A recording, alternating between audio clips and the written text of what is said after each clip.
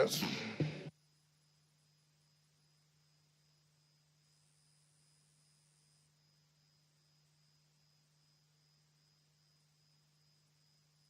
Honorable Mutuse,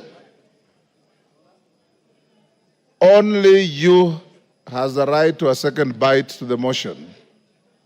Your seconder has no right to a second bite. So if you have extra minutes, as I call the minority and majority leader, Kaluma will have 10 minutes if you want to donate to anybody else, but not to Owen Buyer. Minority leader, now it's your time. You have 15 minutes. Mr. Speaker. Mr. Speaker, thank you for according me this opportunity. From the onset, Honorable Speaker, the minority supports the motion on removal from office by impeachment of Honorable Rigathi Gachagua because, Mr. Speaker, he is unfit to hold office in Kenya, and yesterday it was clear to all Kenyans to see for themselves the danger this country is in, Mr. Speaker. Mr. Speaker, the impeachment of the Deputy President is not merely a procedural step. Rather, it's a reflection of our commitment to accountability and the rule of law in this country, Mr. Speaker. Honorable Speaker, the integrity of government and the stability of our nation is at stake, Mr. Speaker, as we speak this afternoon in this House, this evening, Mr. Speaker. Honorable Speaker, national security is at stake. Honorable Speaker, the economy is at stake.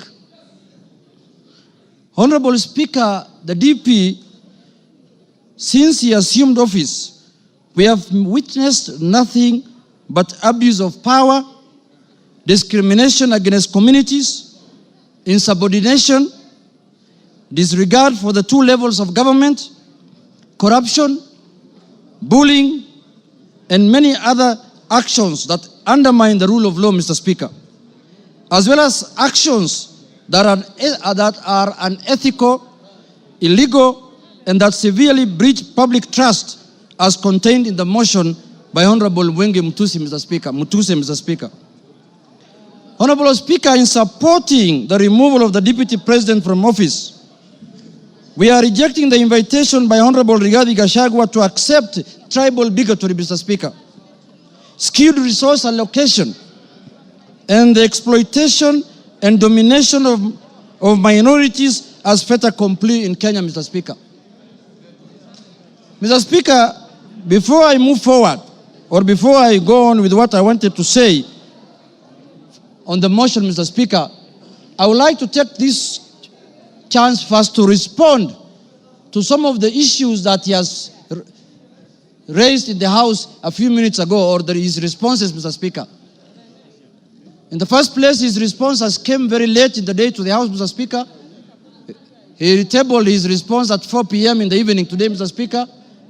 And he should have done it either yesterday evening or this morning, Mr. Speaker, so that the House can get enough time to peruse what he has said, Mr. Speaker. Mr. Speaker, one of the grounds that is being accused of Mr. Rigathi Gachagua for impeachment, Mr. Speaker, is the issue of what he calls shareholding, Mr. Speaker. He has said Kenya is a company with shareholding. But in his response, he comes here and tells the House that he did not mean that. What he meant is that he was talking about political parties, Mr. Speaker, and listed the political parties that have formed coalitions within Kenya Kwanza, Mr. Speaker, including Ford Kenya, ANC, PA, and all other parties that have formed what is called the Kenya Kwanza coalition, Mr. Speaker. Mr. Speaker, I want to contradict what he's saying, what he said by saying that political parties are national in nature. Ford Kenya is a national party. ANC is a national party. All the political parties that formed a coalition with Kenya Kwanza are political parties that are of national, Mr. Speaker. Mr. Speaker, in this country, under the Constitution, you are not allowed to form a tribal party. You are not allowed to form a religious political party, Mr. Speaker. You are not allowed to form a Mulima political party, Mr. Speaker. That is very clear in the Constitution, Mr. Speaker. And if the Deputy President is not aware of that, I can read out for him, Mr. Speaker. Under Article, Mr. Speaker, 91, every political party shall have national character as prescribed by an act of parliament, have democratically elected governing body, Mr. Speaker. And it also says in part 2, a political party shall not be founded on a religious, linguistic, racial, ethnic, gender, or regional basis, Mr. Speaker, or seek to engage in advocacy of hatred, like what he does sometimes, on any such basis, Mr. Speaker. Mr. Speaker, you cannot equate political parties to what the Deputy President has been propagating for the last 2 years in this country, Mr. Speaker. The Deputy President has told Kenyans in no uncertain terms that Kenya is a shareholding company. Order, honorable members. And if you Order. do not vote, for Kenya Kwanza, you do not have any shares, Mr. Speaker. Order, Yegon, and your team. Ngong. Mr. Speaker, members now are excited because they are not happy with the response the Deputy President has given them. Now they want to vote and go home. I know what they are doing. I know, but let's prosecute the matter. We have to respond to the issues he has brought to the House, Mr. Speaker. Mr. Speaker, political parties are not equal to regional and ethnic, conglomerations that the Deputy President has been advocating for the last 2 years, Mr. Speaker. Mr. Speaker, I want to give him a good example like ODM. ODM has sent the other day 6 experts under the broad-based government, Mr. Speaker. 6 experts. Where are those experts coming from? One is from the coast. Beatrice School is from Turkana. Oparanya is from Western. The Attorney General is from Kisumu.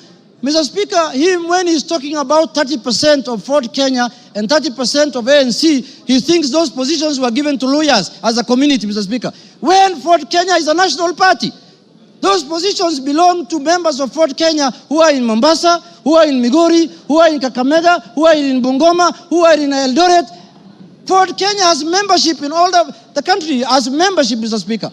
So, Mr. Speaker, that ground is not, he cannot controvert that ground by saying that he was talking about the power sharing within Kenya Kwanza. No, he was talking about ethnic groups, Mr. Speaker. He said this government was formed by 2 ethnic groups, and that is how they are going to share power, Mr. Speaker. So that ground stands, Mr. Speaker, and that ground is impeachable, Mr. Speaker, on the Deputy President. The other issue, Mr. Speaker, I want to respond to that he has raised here, Mr. Speaker, is the issue of national security.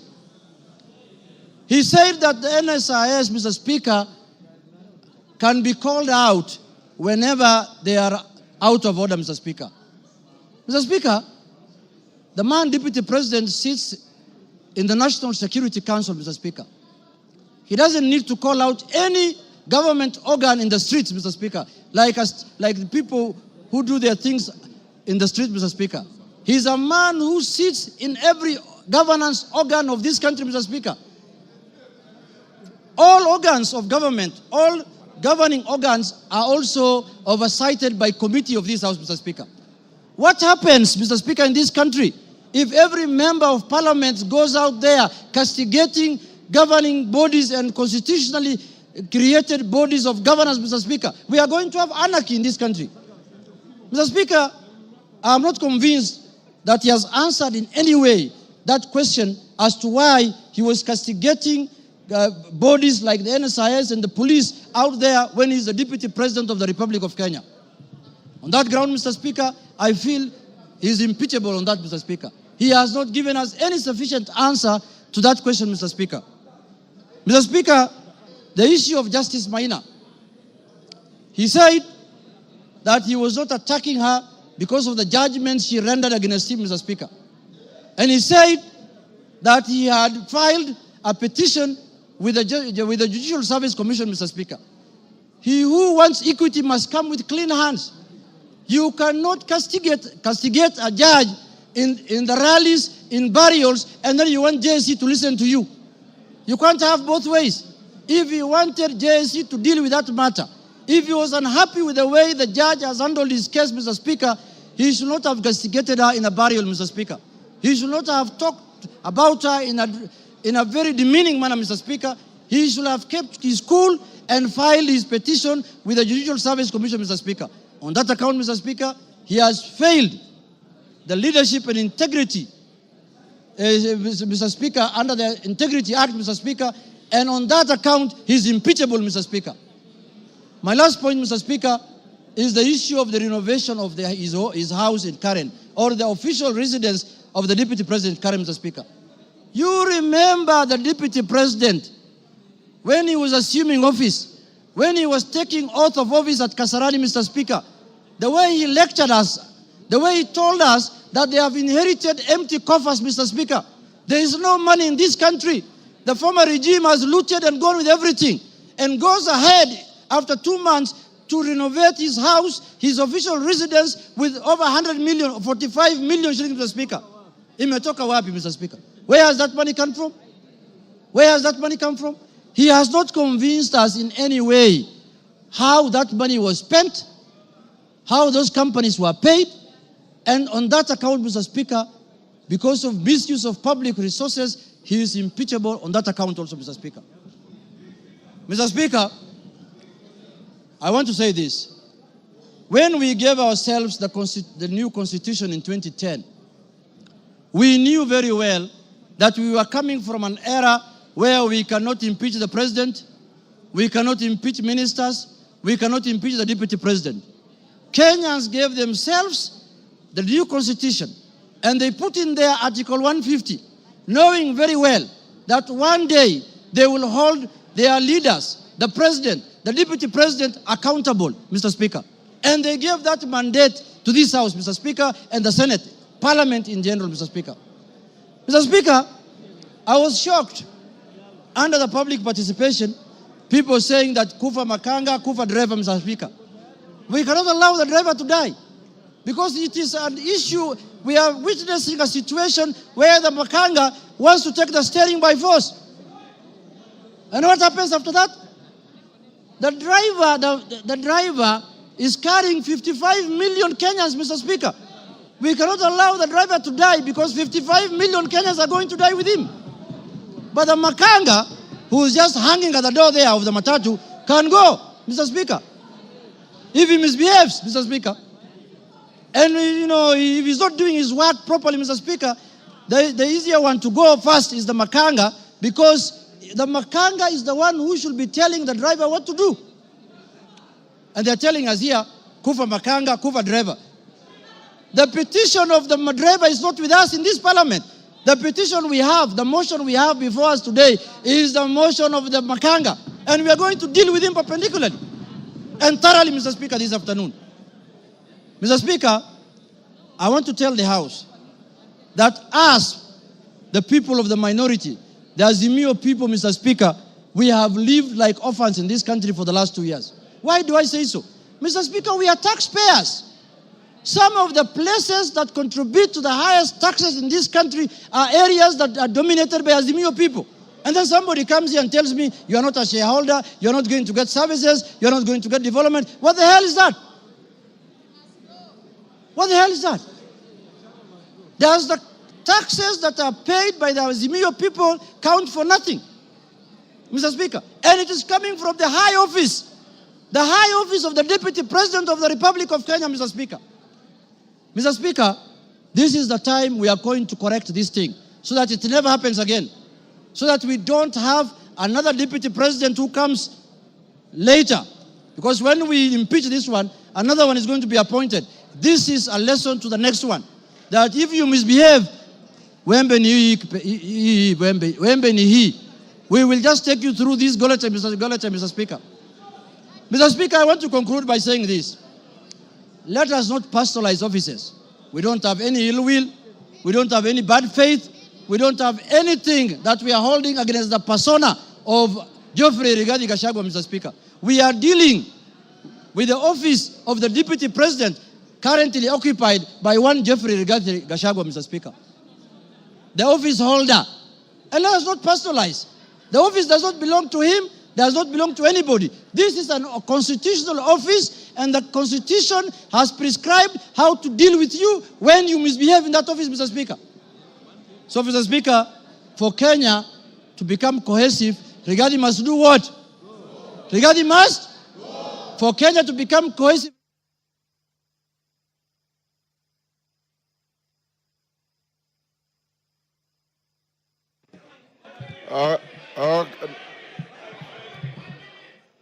Okay, give him 1 minute. Mr. Speaker. Give him 1 minute. Mr. Speaker, I was telling members, for Kenya to unite, Rigathi must. For Kenya to prosper, Rigathi must. For Kenya to have unity, Rigathi must. For shareholding to end in Kenya, Rigathi must. For us to have a peaceful country, Rigathi must. Thank you very much. That is the mood, and that is what we are going to do. Thank you, Kimani Ichung'wah.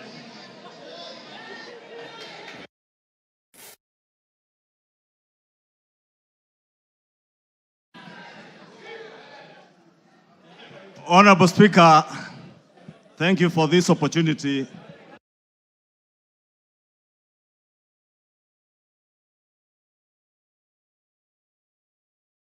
Honorable Ekomas Mutuse, the member for Kibwezi West, approached me with the impeachment motion. Honorable Speaker, I took some time not just to go through the grounds that he had stipulated for the impeachment of the Deputy President, but also to reflect on what Honorable Mutuse was asking me, not just as a member of parliament for Kikuyu and leader of majority party in this house to do, but also took time to reflect and ask the Almighty God to guide me and give me wisdom to do the right thing. Honorable Speaker, I pray to God that the Almighty God may give me wisdom to do that which is right. And not just what is right, Honorable Speaker, but also what is just. Just to the outgoing Deputy President of the Republic of Kenya,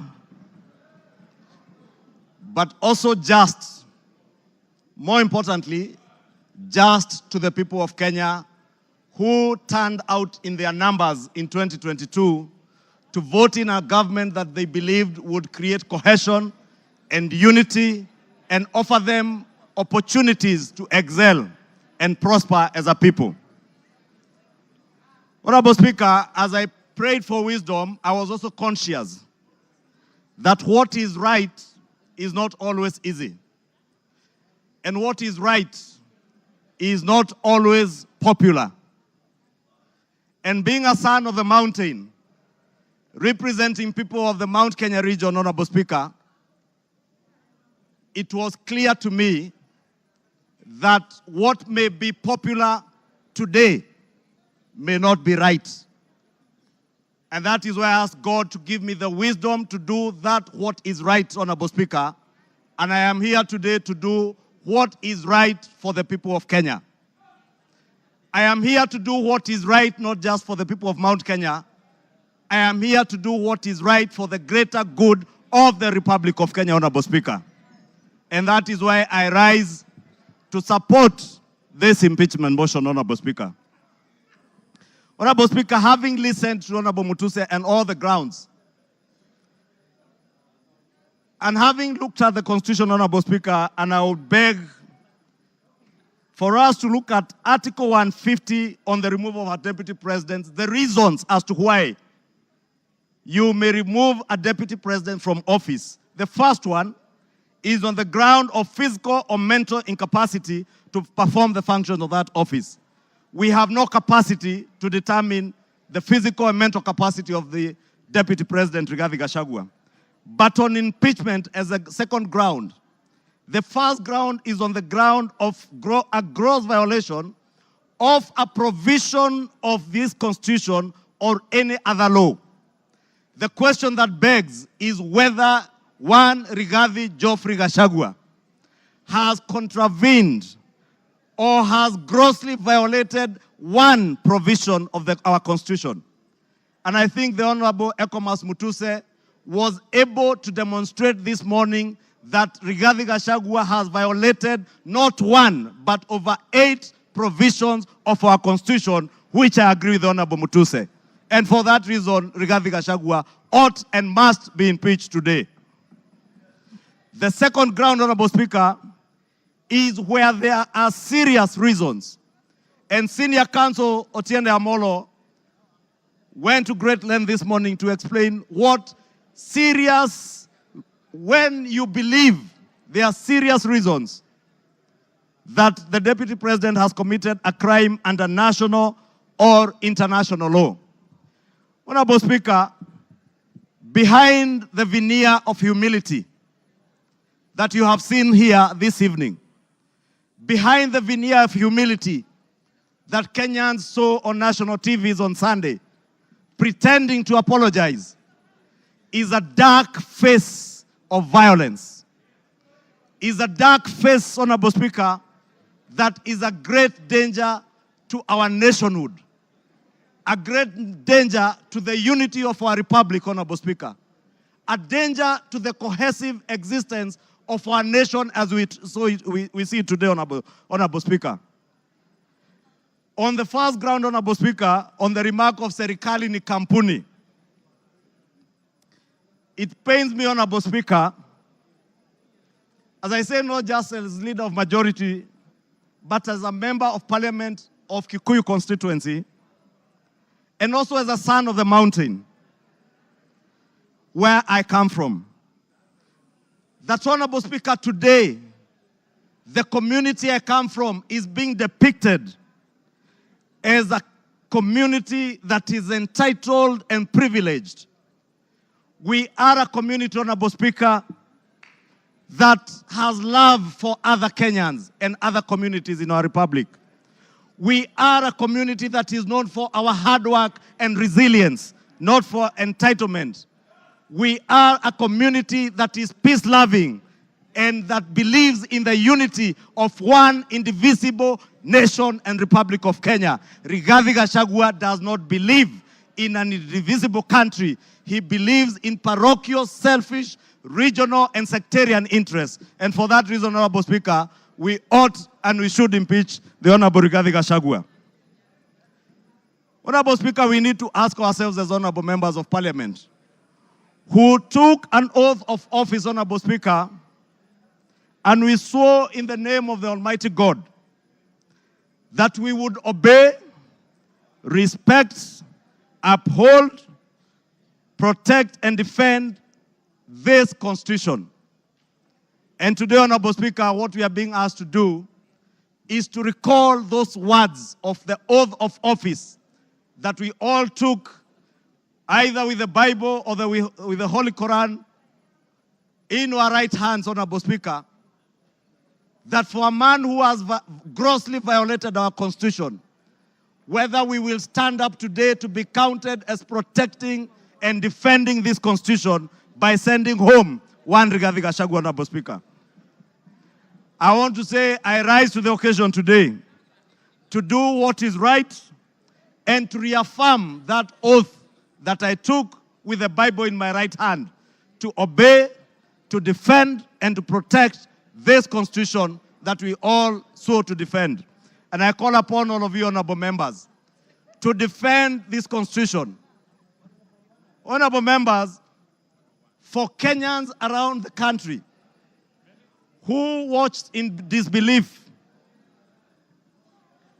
as the Honorable Rigathi Gachagua went to great length, and the Honorable Otiende Amolo told us this morning, if you have to spend 2 hours on national TV to defend corruption and tell the world how you are not corrupt, you are definitely corrupt. Honorable Speaker, the Deputy President with his legal team submitted their defense late at 4 p.m. this afternoon. imagining that we will not have the time to go through this voluminous document. If you go through what Rigathi Gachagua was telling you here, on Olive Garden Hotel, he claims that this hotel was sold by executors to a third party. Honorable Speaker, if you peruse through the documents, the third party that is said to have bought this hotel, Honorable Speaker, and allow me, Honorable Speaker, first to tell you that the joint executors of the will of the late Governor Nderitu Gachagua were Rigathi Gachagua, Advocate Njoroge Regeru, and one Mr. Mwai, who was said to have been his great friend, Mwai Madhenge. And Honorable Speaker, if you read the report filed in court by the joint will executors, filed on the 27th of June this year, it says in the report that the joint will executors will make decisions independently of the beneficiaries and without influence from any beneficiary, except for one who is both a beneficiary and an executor. The joint will executors does not have the same attributes and mandates as for trustees, where beneficiaries would play a part assisting in decision making. What this is saying, Honorable Speaker, a document filed in court, is that Rigathi Gachagua, as a joint will executor, was also a beneficiary of the estate of his late brother. He was not only a joint will executor, he was also a beneficiary, and he was also a purchaser for value of the estate of his late brother. Olive Gardens is said to have been sold to one gentleman that many of us know, the Honorable Gishimu Githinji, the member for Gishugu, will tell you that the gentleman who is listed here as a purchaser for value for Olive Gardens, one Peterson Jomo Mushira, was a candidate in Gishugu constituency. He is a direct proxy of one Rigathi Geoffrey Gachagua. And Honorable Speaker, I must confess, and I am sorry to my friend Peterson because I know him.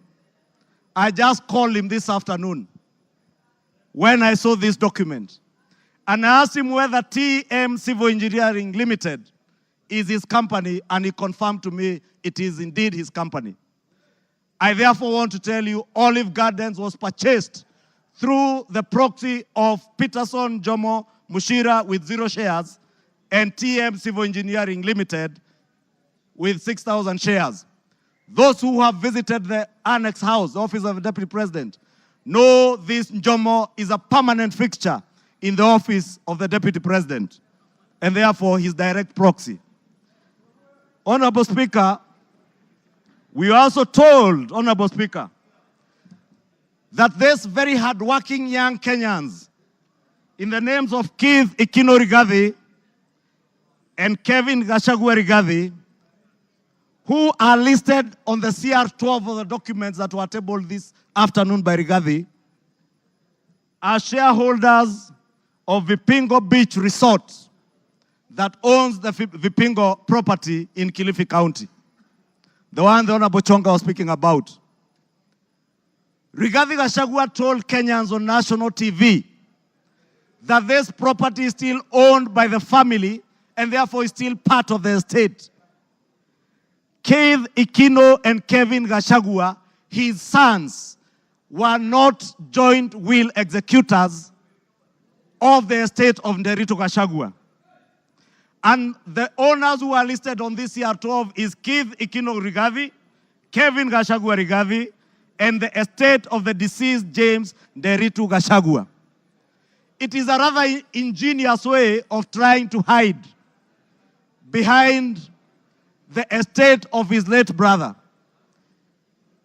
And how shameful, Honorable Speaker, that the Deputy President of the Republic of Kenya would hide behind the veil of the estate of his late brother to disguise what is outright proceeds of crime, because he is the purchaser of this property, and that is why his two sons are listed as directors and shareholders of Vipingo Ridge, of Vipingo Beach Resort.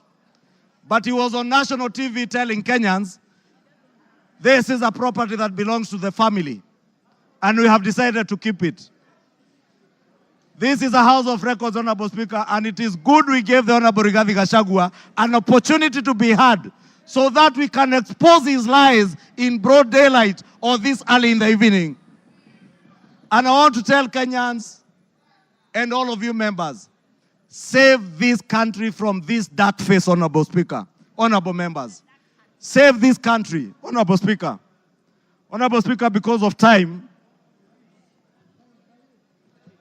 I know there was alluding, Honorable Speaker, if you look at the time this company, Vipingo Beach Resort, was formed, it was founded on 5th August 2008. I would guess if Keith Gachagua is 31 years old today, at the time this company was registered, he was only 15 years old or 14 years old. He cannot have been listed as a director. His younger brother must have been 12 or 13. For heaven's sake, Deputy President, give some credit. Honorable Speaker, we also had the issue of shareholding, Honorable Speaker. And we were told that in our coalition agreement, Honorable Speaker, and you are then the leader of Ford Kenya, and you know you never subscribed to shareholding in our coalition agreements within Kenya Kwanza. Anybody who subscribed to the Kenya Kwanza coalition was subscribing not to shares, but to an ideology, a shared ideology, not shareholding, as Rigathi Gachagua wants Kenyans to believe. Honorable Speaker, let me finish by saying, Honorable Speaker, that the mountain is intact. The mountain is intact. The mountain is intact. The mountain is intact. The mountain is named after Kenya because it belongs to all the people of Kenya. We must end ethnic balkanization.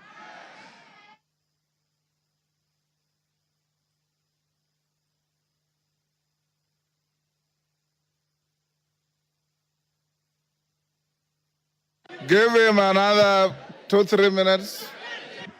Honorable Speaker, I was saying to conclude, to end the balkanization of our country into ethnic fiefdoms under the control of warlords, we must send Rigathi Gachagua home today. To end divisive politics in our country, Rigathi must. To end the culture of impunity, conflict of interest, abuse of office, state capture, and corruption in high office, Rigathi must. For accountability, for there to be integrity in the political governance of our country, Rigathi Gachagua must. For leaders in high office to bear policy and political responsibility, Rigathi Gachagua must. For national unity, for the fight against graft to bear fruit, for peace and prosperity of our nation as one indivisible whole, one nation under one flag, one people who love their country, who love peace, who want to see a cohesive and working government serving them. Rigathi must. Rigathi must. I submit, Rigathi must go. Thank you. Order. Honorable members, order. The honorable mover has donated his time as follows. Charles Nguna, CNN, you'll start with 2 minutes. Omboko Milemba will follow with 3 minutes. Peter Kaluma will follow with 10 minutes, and then he himself 15 minutes. So CNN, Charles Nguna. Thank you, Mr. Speaker. Mr. Speaker, let me thank the Kenyans who just expressed their views during public participation on this matter, Mr. Speaker. And to add this, I keenly followed and listened to the Deputy President yesterday, His Excellency. And Mr. Speaker, based on all what is said, we saw a lot of differences, rifts, contradictions, divisions, which are totally eminent we are going to have in future, Mr. Speaker. Mr. Speaker, it is inevitable that we are going to have battleground between His Excellency the DP and His Excellency the President. And when the bulls fight, Mr. Speaker, grass suffers, Mr. Speaker. And it's that's why I'm saying that if we continue keeping one of them in the office, Mr. Speaker, Kenyans are going to suffer most, Mr. Speaker. And based on my wisdom, for prosperity and also for development, for what we call prosperity and patriotism, and for us to live in an amicable manner and peaceful manner, Mr. Speaker, we have to separate the two bulls, Mr. Speaker. And the motion today, it is for Rigathi to go, not for William Samoei Ruto. With those few remarks, Mr. Speaker, I support. Omboko Milemba. Honorable Speaker, there's a question which makes me stand to speak on. And I want Kenyans and possibly the members who can listen to me to realize that one issue that has not been answered consistently is the question of chairs. Yesterday I listened to the Deputy President and today also. Whenever he's asked about chairs, Honorable Members, Speaker, can we reduce our levels of conversation? thank you, Honorable Speaker. Whenever he's asked about the issue of chairs, he picks ANC party agreement and Ford Kenya party agreement. And instead of answering that question, he hides in it. Finally, Honorable Speaker, I'm now holding the reply by Honorable Gachagua, and on page 333, the agreement is annexed. And I want to demonstrate to this parliament that what you have been told was wrong. Because that agreement does not talk about just power sharing for a region. He has avoided intentionally to read the entire paragraph, which says that the sharing of the political parties will also depending further on the need to achieve an inclusive government that reflects the face of Kenya, including the need to accommodate the representation of any future member party and all regions of Kenya. He avoided to read that and therefore gives an impression that there was a power sharing agreement which only confined ANC party to Western only, when ANC party is a national party. Look at this, Honorable Speaker. The only member of the ANC party we nominated was Honorable Dana Hamisi, who comes from Kwale and not Western. So this is an issue which has not been tackled. Two, he is unable to deal with Senior Counsel Tienda Molo's assertion in the morning that how would you elevate the agreements of a political party beyond the Constitution of Kenya. It's very important that as you make your decision, you get that this was a false lie. Finally, Honorable Speaker, in all this we have seen all the techniques of card stacking, of propaganda, which include card stacking, emotional appeal, branding, and that's why we have seen the name of the president being dragged in this matter today. I think the motion on the floor is for the makanga, it's not for the driver. Thank you, Honorable Speaker. I support. I have been advised by the mover that Lillian Kogo will take 2 minutes and Kaluma 8 minutes instead of 10. Lillian Kogo. I thank you so much, Honorable Speaker, and I want to thank all the members who have contributed to this motion. I rise to support. I had not given my voice to it, but Honorable Speaker, as you were speaking earlier, Honorable Speaker, I believe the Honorable Deputy President of the Republic of Kenya was following the proceedings of this House. And one of the matters, Honorable Speaker, that came out so clearly, Honorable Speaker, was the insult on women, Honorable Speaker. Women form a substantive position in this country's national development, Honorable Speaker. And Honorable Speaker, I expected that when the Deputy President came to this House, he was going to address this matter on a special way, Honorable Speaker. But I did not listen. I did not hear him. I did not hear the Deputy Speaker say when, where, how. The Deputy President, sorry. I did not hear the Deputy President, one Honorable Rigathi Gachagua, answer to the question of saying that one noble member of this House, the Honorable Gachagua, is a Malaya, Honorable Speaker. It concerns me, and I wanted the Honorable Rigathi Gachagua to tell this House where, how, when, who witnessed him sleep with one Gachagua and how he felt. We wanted to know, because we are not going to allow women to be used with derogatory language moving forward, Honorable Speaker. It is nobody's choice to be a Malaya. These are mothers. It is nobody's choice to be a Malaya. These are our sisters. It is not... Time up. Peter Kaluma. Peter Kaluma.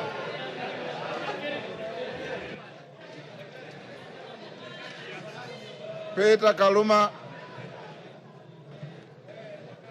Honorable members. I thank you.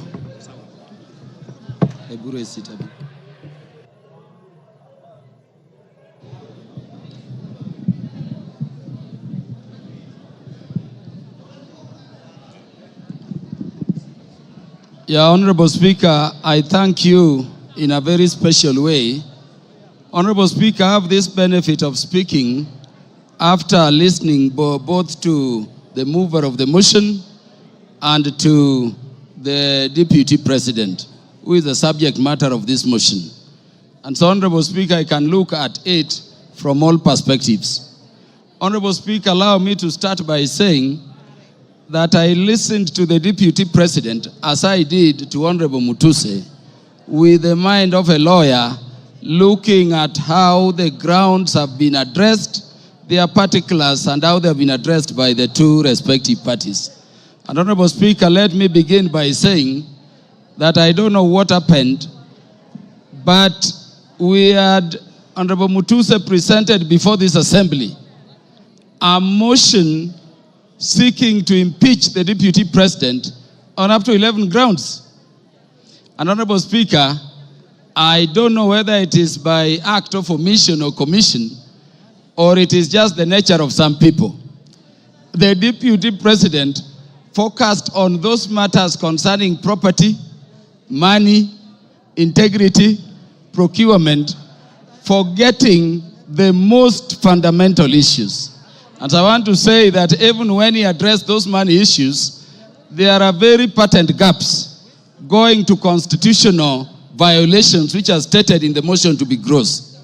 I expected the Deputy President, for instance, to use the opportunity you accorded him, Honorable Speaker, to explain that SMS which came from his son Ikunu Gachagua on the bid bond issue involving that company. No mention of that at all. Honorable Speaker, before I go to the matters I want to address in substance, let me thank you, the Honorable Speaker of the National Assembly, for ensuring that the process this House is going through has been very fair. And in doing so, Honorable Speaker, for according and upholding and protecting the provisions of Article 47 of the Constitution. I hear people still saying that the courts will intervene.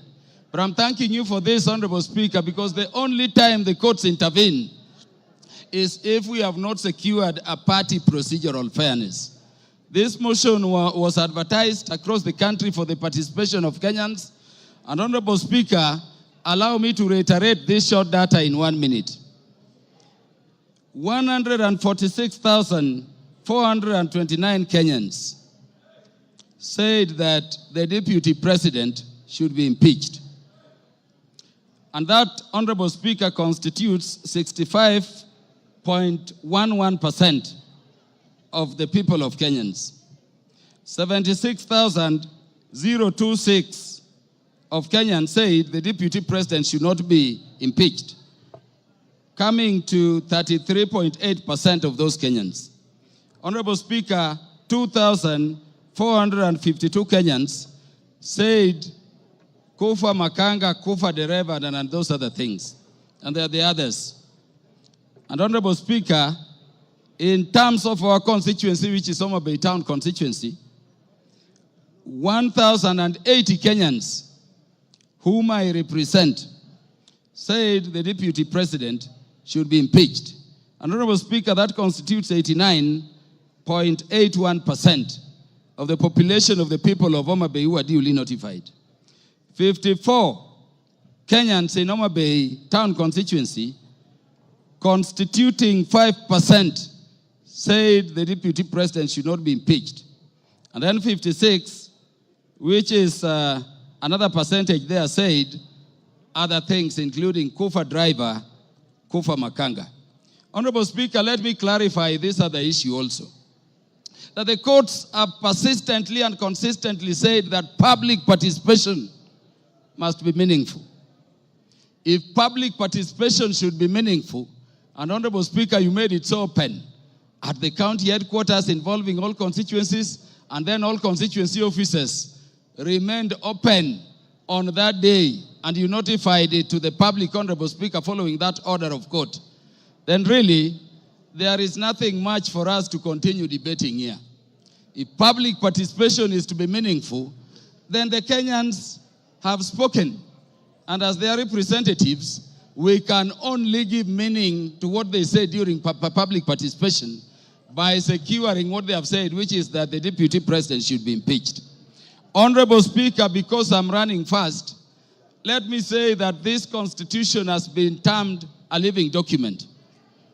And Honorable Speaker, if you look at ground one, people take it lightly. But Honorable Speaker, the idea of the unity of our nation has been the one thing which has been disturbing the people of Kenya in terms of being a nation for very long. Honorable Speaker, allow me to read the preamble of the Constitution.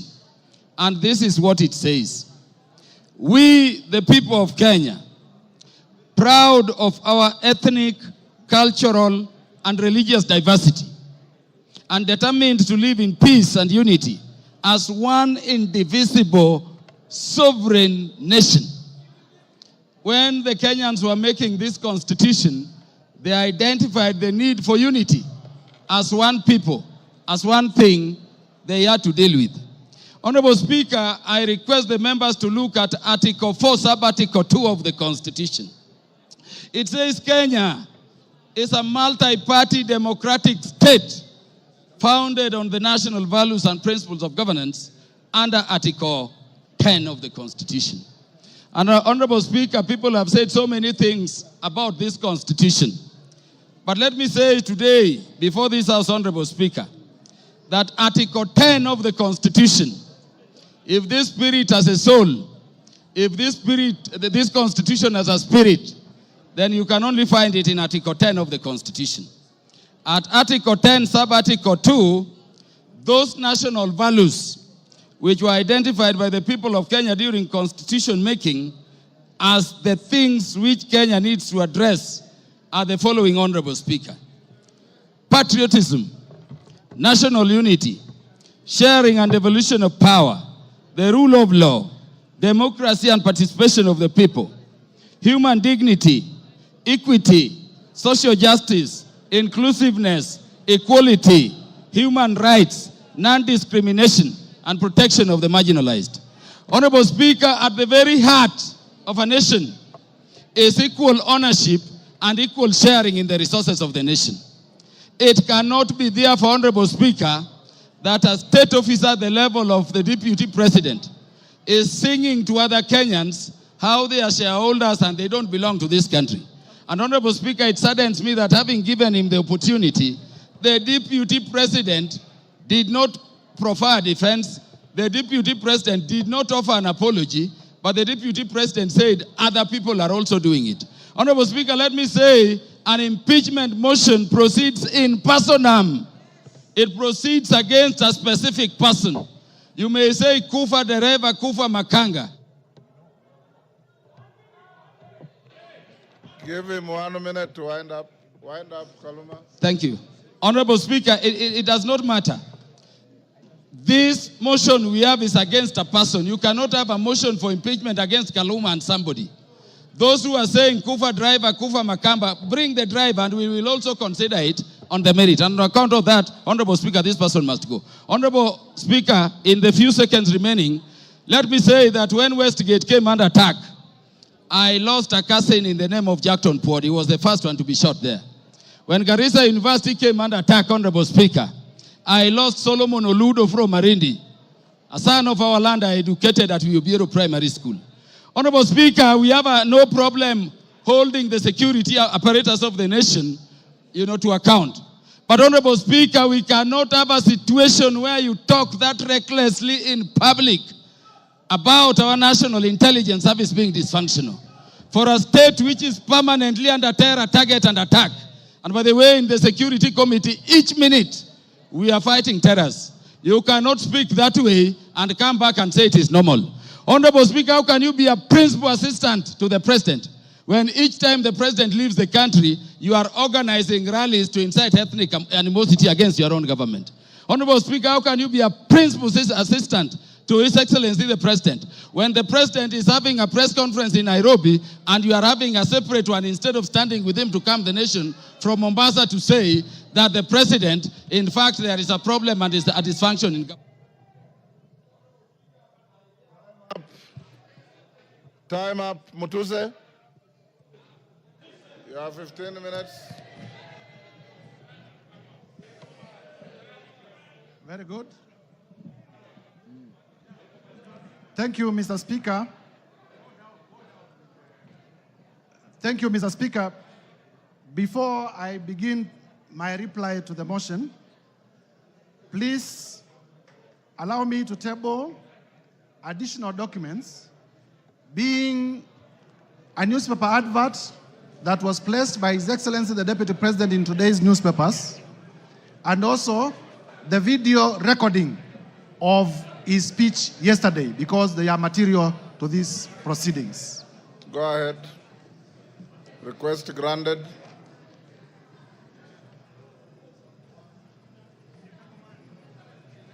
Mr. Speaker, I have tabled the two documents, electronic and physical, because during the course of this debate, members in many instances had referred to them, and therefore it is only fair that they are part of the record.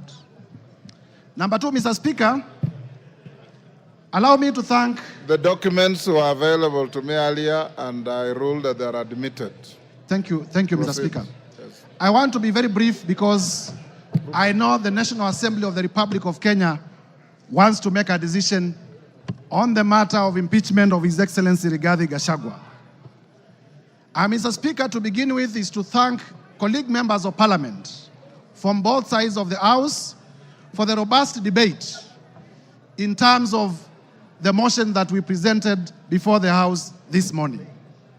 Mr. Speaker, I also want to thank Kenyans in their millions from all over the Republic, because in the course of this debate, Kenyans have been commending, Kenyans have been exercising their democratic right through public participation, through their right to odd opinions, and we have not witnessed a single incident of violence anywhere in the Republic.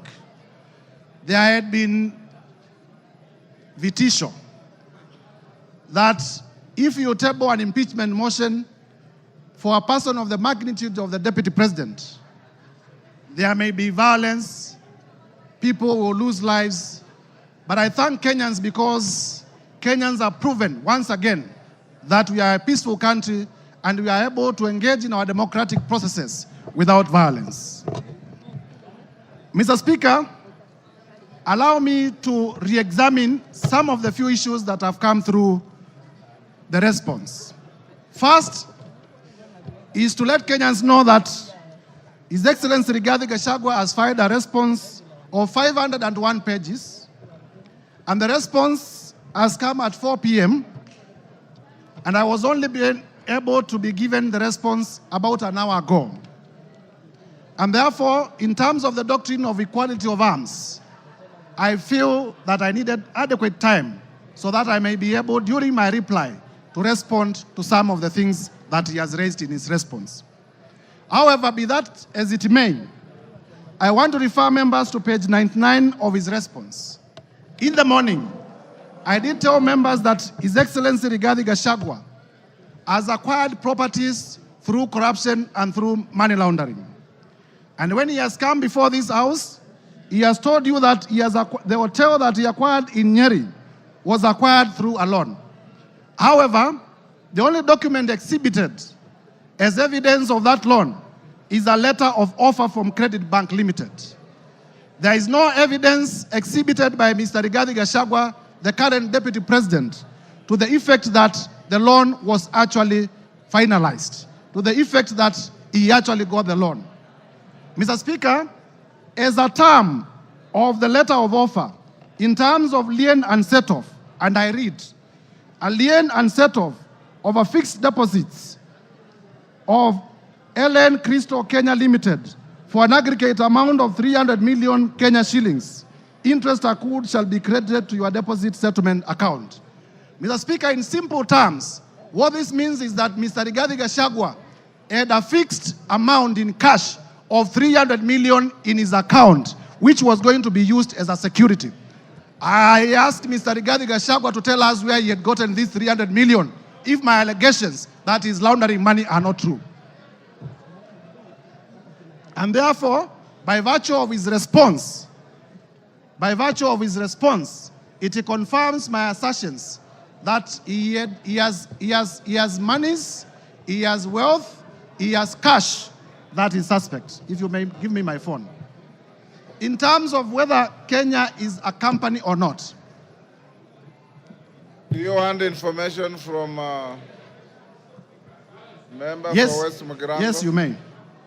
Go ahead.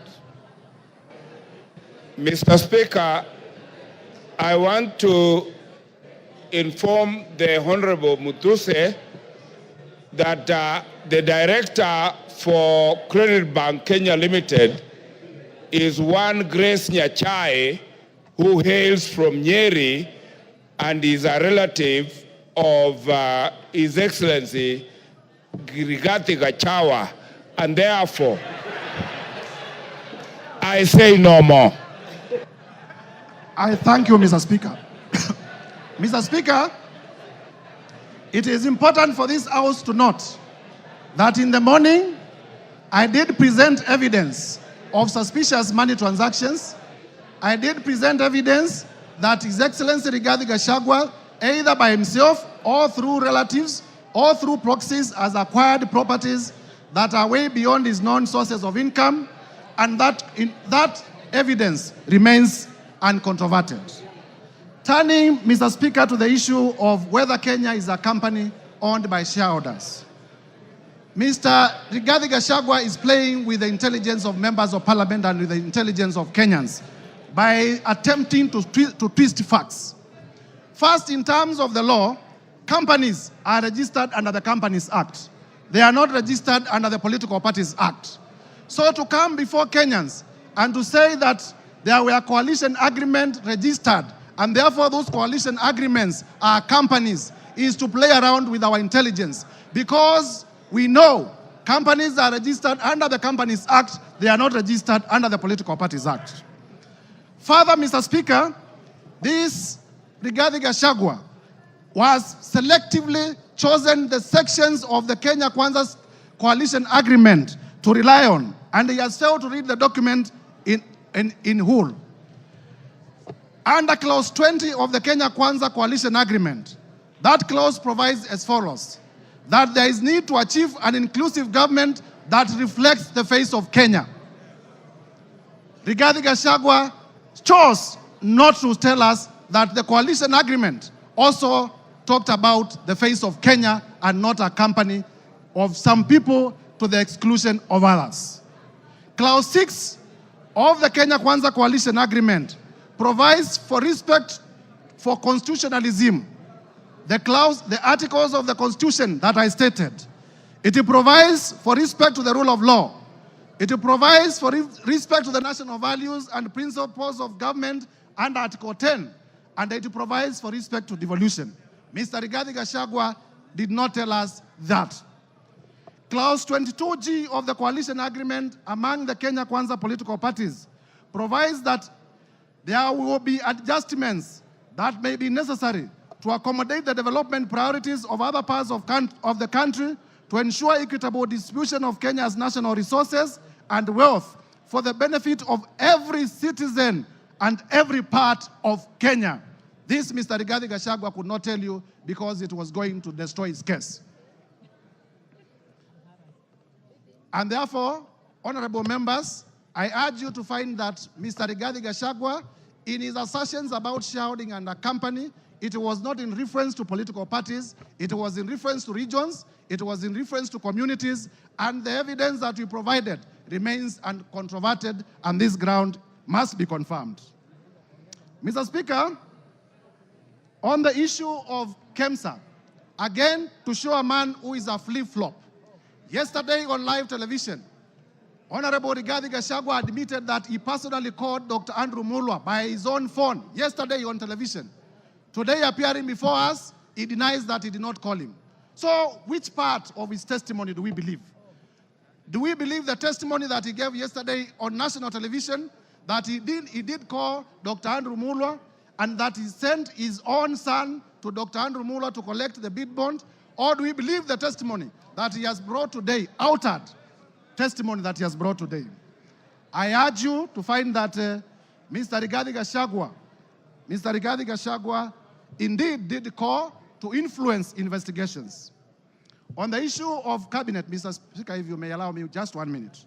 On the issue of cabinet resolution, he has admitted and proceeded to justify that despite the existence of a valid cabinet decision in a cabinet meeting that he sat, he chose to defy that cabinet decision. And for that reason, Mr. Gachagua, by his own admission, must be removed from government. Mr. Speaker, as I conclude, this is the National Assembly of the Republic of Kenya.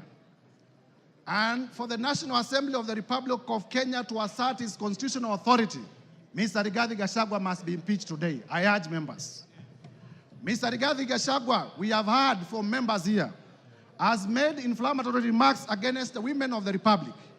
For the respect of the women of the Republic of Kenya, Mr. Rigathi Gachagua must be impeached today. We have heard that Mr. Rigathi Gachagua has disinherited the widows of his own brother. And for the widows of Kenya, beginning from Madeira, to be safe, Mr. Rigathi Gachagua must be impeached today. And therefore, I urge members to find favor with my motion from clause 1 to clause 11. And as you vote to impeach Mr. Rigathi Gachagua. I thank you, Mr. Speaker, I beg to move. and I beg to move. Thank you. Honorable members on their feet, take your seats. Take your seats. Take your seats. Brighton, take your seats. Today you are very mobile.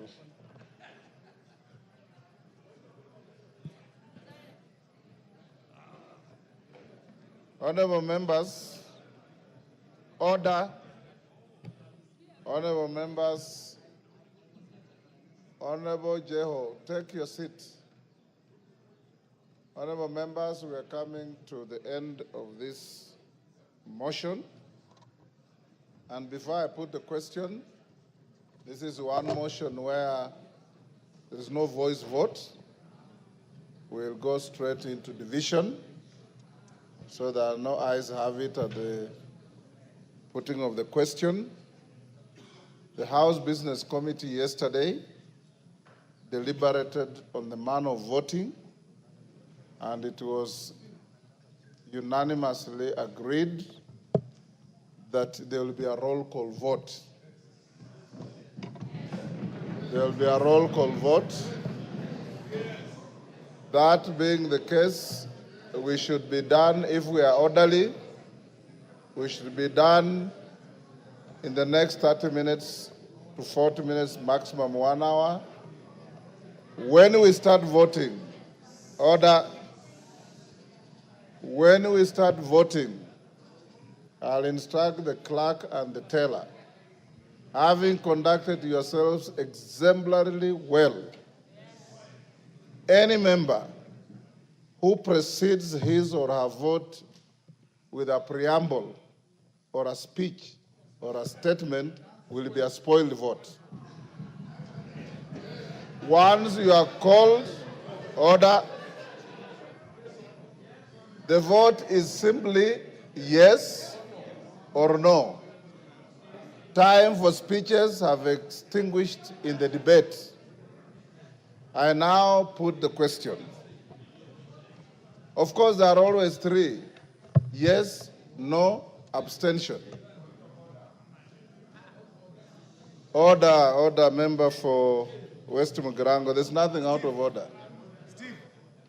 Honorable members, I now put the question, which is that pursuant to the provisions of Articles 145 and 151B and 2 of the Constitution and Standing Order 64 and 65, this House resolves to remove from office by impeachment His Excellency Honorable Gachagua, EGH, the Deputy President of the Republic of Kenya, on the following grounds. 1, gross violation of Articles 10(2)A and B and C, 27(4), 73(1)A, 2 and B, 75(1)C, 129(2) of the Constitution, and Article 147(1) as read together with Article 131(2)C and D of the Constitution. 2, gross violation of Articles 147(1) and 152(1) of the Constitution by undermining the President and the Cabinet and the effective discharge of the national government executive mandate. 3, gross violation of Articles 6(2), 10(2)A, 174, 186(1), 189(1), and the 4th schedule to the Constitution by undermining devolution. 4, gross violation of Article 161 of the Constitution on the institutional and decisional independence of judges. 5, gross violation of Articles 3(1) and 148(5)A of the Constitution on the fidelity to the oath of office and allegiance. 6, serious reasons to believe that His Excellency the Deputy President has committed crimes under Sections 13(1)A and 62 of the National Cohesion and Integration Act. 7, serious reasons to believe that His Excellency the Deputy President has committed gross economic crimes under Sections 45(1), 46, 47(a)(3), and 48(1) of the Anti-Corruption and Economic Crimes Act and Sections 2, 3, 4, and 7 of the Proceeds of Crime and Anti-Money Laundering Act. 8, serious reasons to believe that His Excellency the Deputy President has committed crimes by continuously misleading members of the public through false, malicious, divisive, and insightful remarks that are contrary to the provisions of Section 132 of the Penal Code and Section 29 of the Leadership and Integrity Act. 9, gross misconduct that is incompatible with the high calling and dignified status of the office of the Deputy President, a member of the Cabinet and the National Security Council. His Excellency the Deputy President has publicly attacked and undermined the work of the National Intelligence Service and its officers. 10, gross misconduct by openly or publicly insubordinating the President, who is the head of state and government. And 11, gross misconduct by persistently bullying state and public officers. I now direct that the division bell be rung for 5 minutes. Then thereafter, we will go into voting process. As we do so, can the whips give us, yes, Jeanette? Mr. Speaker, I propose that only the whips should be allowed to go out of the chambers, Mr. Speaker. The rest should remain seated. Yeah. Only the whips should be allowed to go out, Mr. Speaker. The rest of the members can sit and hold their things on the. That's the rule.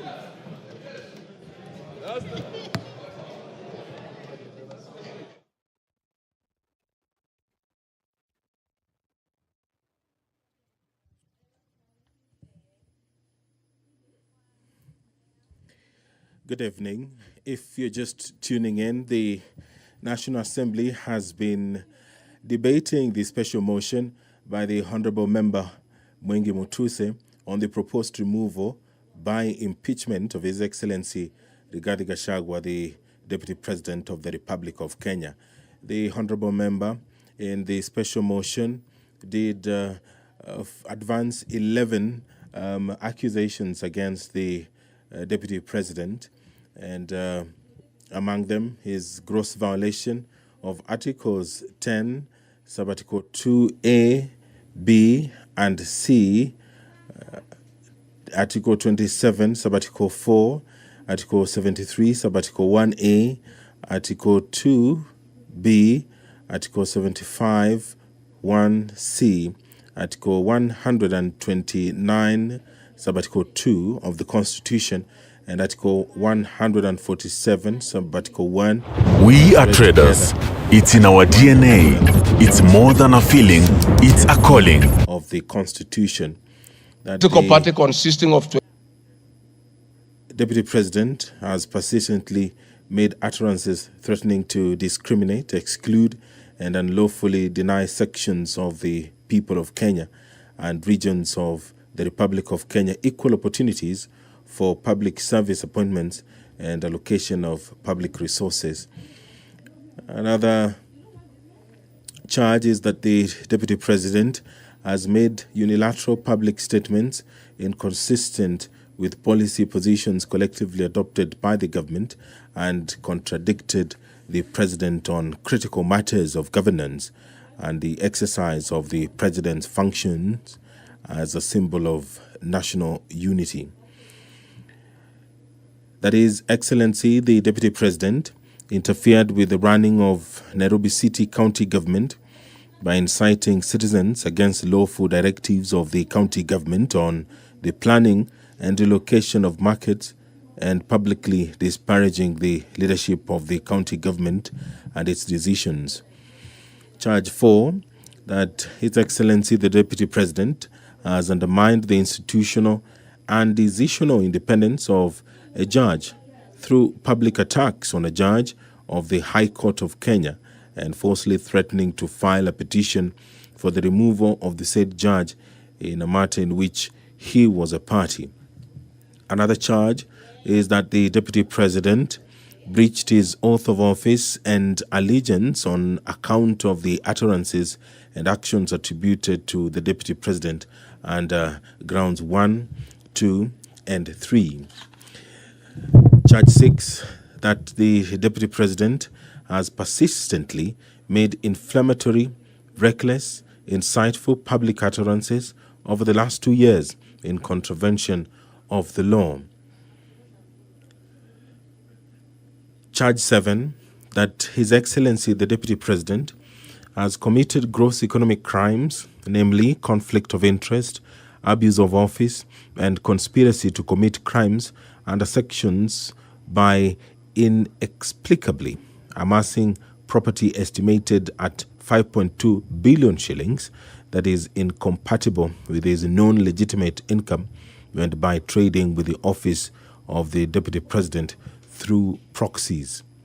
Another charge is serious reasons to believe that His Excellency the Deputy President has committed crimes by continuously misleading members of the public through false, malicious, divisive, and insightful remarks that are contrary to the provisions of Section 132 of the Penal Code and Section 29 of the Leadership and Integrity Act.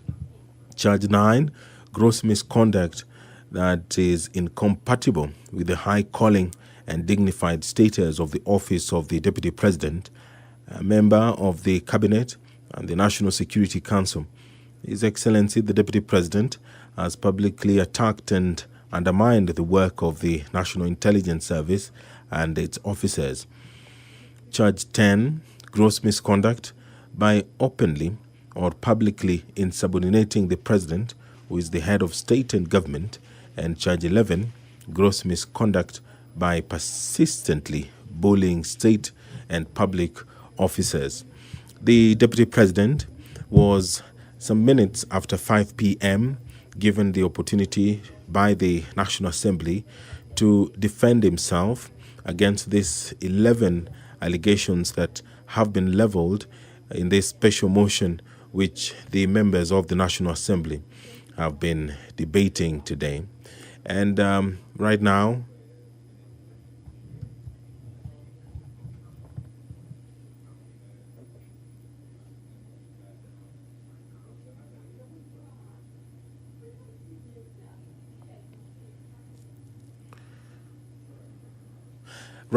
the respective leadership in the House is whipping members to come into the chambers to allow the division to proceed.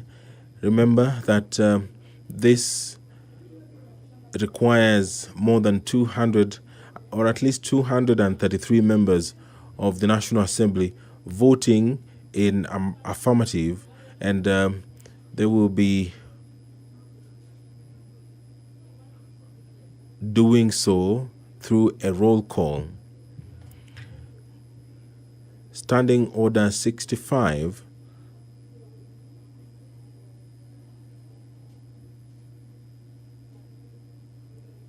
Standing Order 65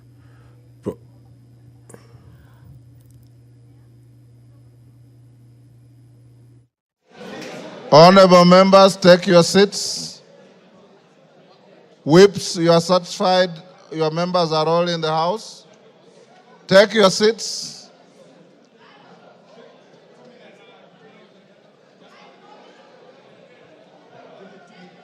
Okay. You have 2 minutes. Members who are on their feet, take your seats.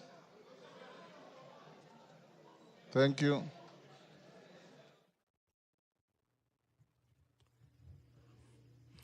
Standing Order 65 of the National Assembly provides for the procedure for removal of the Deputy President.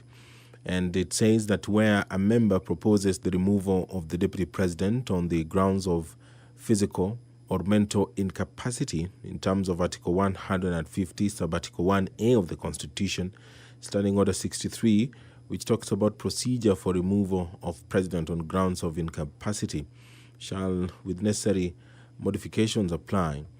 You'll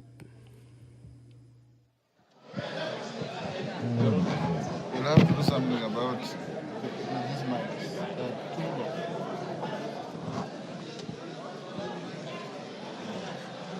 Take your seats, honorable members.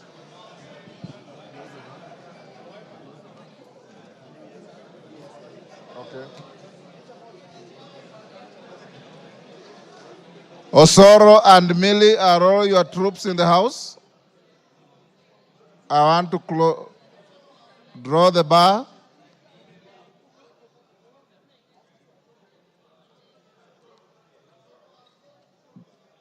Draw the bar.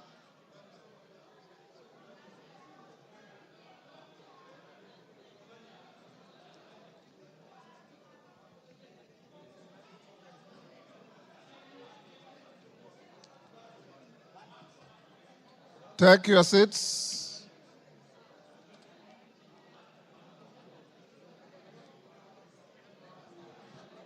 Honorable members, you may take your seats now. Honorable Dani Wanyama, take your seat. Honorable Minority Whip, take your seat. Honorable members, I have been given the following as whips, as tellers. For the ayes, the Honorable Zaire Janda MP and the Honorable Jared Okello MP. For the nays, the Honorable Onesmus Ngogoyo and Honorable Jane Njeri. You may come forward and join the clerks at the table. Now the voting order, the voting will be as follows. Order. We will start by calling out the Honorable Samal, member for Isiolo. Is it West? Isiolo North. You all know Honorable Samal has a condition and he needs to be assisted. So the clerk and the tellers will go to where he is. The clerk and one on either side go and take Honorable Samal's vote. Once you are done, the constituencies are numbered alphabetically from A to Z. So we'll start with probably Ainamoi is normally the first, and we'll end up with the last. Pardon?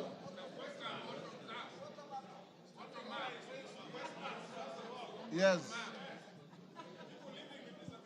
Okay, Njoroge, take the vote of Honorable Samal, Honorable Kosgei, and Honorable Wanyonyi. Then go alphabetically for everybody else. And when voting is going on, members, you must remain in your seats. You must remain silent and let the process go on uninterrupted, the same way you have been orderly the whole day.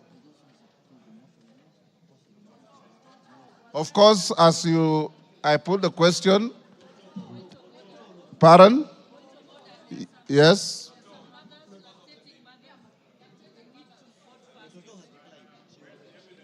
Toto has already indicated to the clerks that she'll wait and vote like everybody else. So she's not in a special case.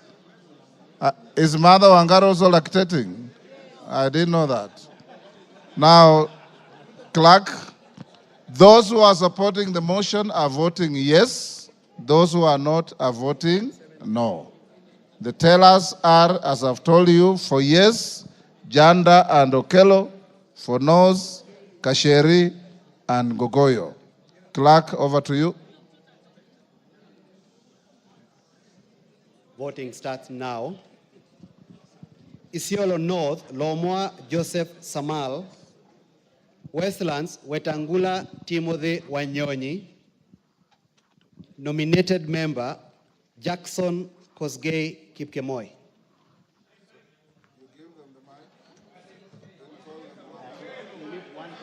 One teller the other side. Who will go there? Go.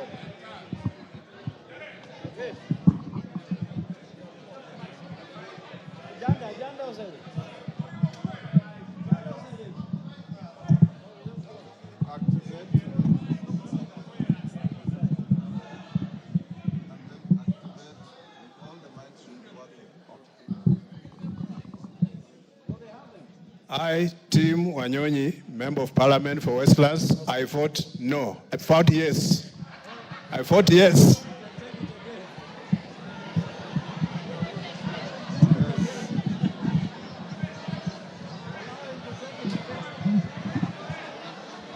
Order, honorable members. He has voted yes. Order. I, Jackson Kipkemoi Koskei, nominated Member of Parliament, I vote yes. Yes. I'll stop them.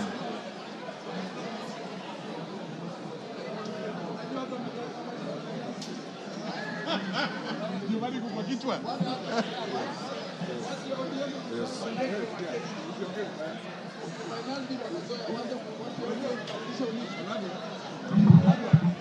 You are done with Honorable Samal?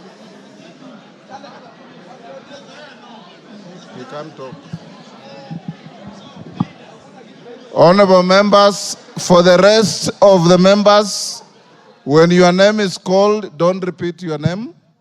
Just vote yes or no. Okay, go ahead, Njoroge.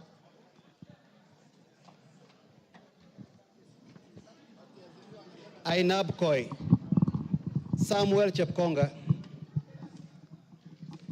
Aina Moi, Benjamin Langat, Aldai, Marian Kitani, Alego Usonga, Samuel Atandi, Awendo, John Walter Owino, Bahati, Irene Joki, Balambala, Shurie Abdi Omar, Baringo County, Florence Jamatia, Baringo Central, Joshua Kandie, Baringo North, Joseph Maglap, Baringo South, Charles Cameron, Belgut, Nelson Koech,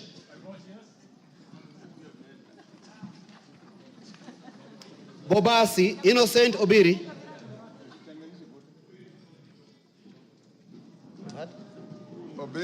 Bobasi, Innocent Obiri,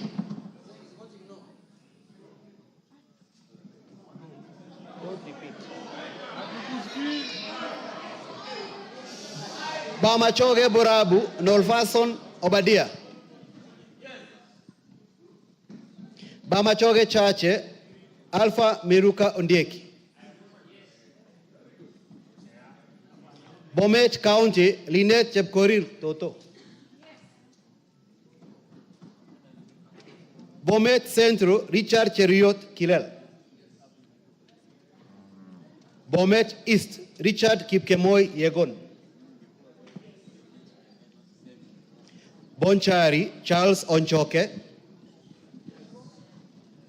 Bonchari, Charles Onchoke, He's voted yes. Bondo, Gideon Ochanda, Borabu, Patrick Osero, Budalangi, Raphael Sauti Bita Wanjala, Bomula, Nelson Jack Wamboka, Bungoma, Kadri Nanjala Wabilianga, Bura, Kuno Yakub Ado, Bureti, Kibet Kirui Komingoi, Busia County, Omanyo Kadri Nahambi, Omanyo Kadri Nahambi, Butere Nicholas Tindi Mwale, Butula Joseph Oyula,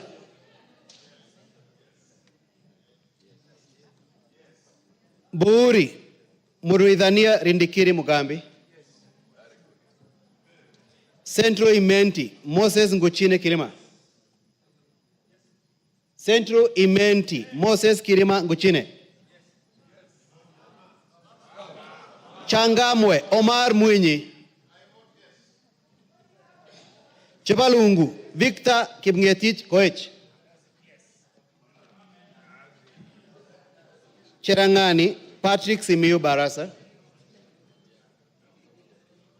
Cherangani, Patrick Simiyu Barasa.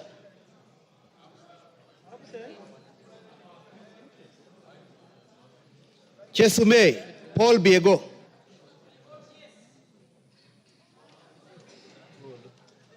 Chuka Iganga Ngombe, Patrick Ntwega Munene. Dadab, Farama Alim. Dagoretti North, Beatrice Elachi. Dagoretti South, John Kerry Waweru. Eldama Ravine, Musa Sirma. Eldas, Adan Kenan. Elgeyo Marakwet County, Ngerechei Jepto Caroline. Embakasi Central, Gadhiro Majadonk Benjamin. Embakasi East, Babu Owino Ongili.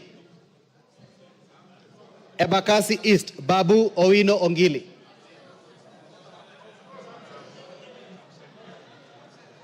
Embakasi North, James Gakuya. Embakasi South, Julius Mawade.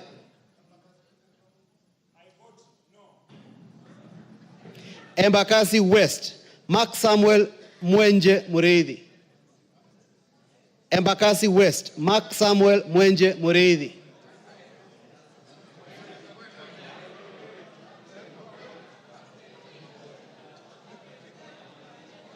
Embu County, Double N Pamela Njoki.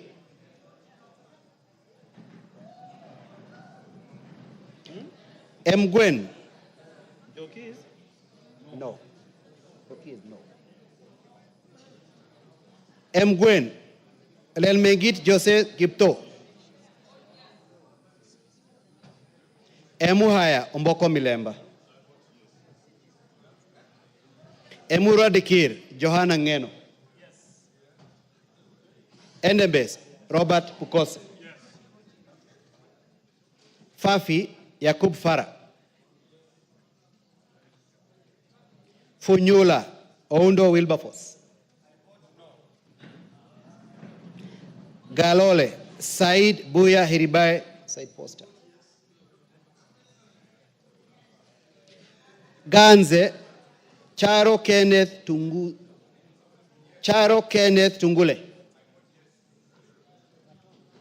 Garissa County, Udgon Amina Siad. Garissa Township, Major Deko Baro. Garsen, Ali Wario Guyo.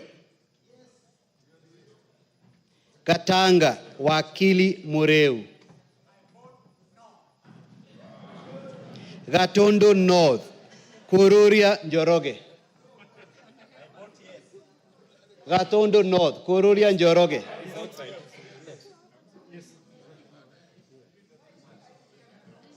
Gatondo South, Gabriel Gaduka Kagombe.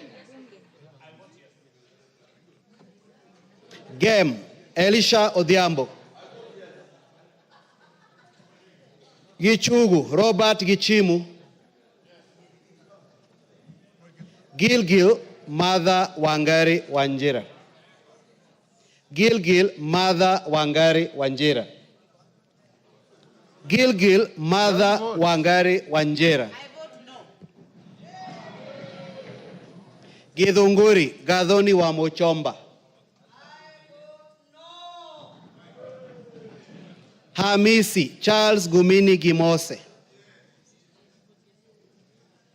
Homa Bay County, Bensuda Joyce Osogo.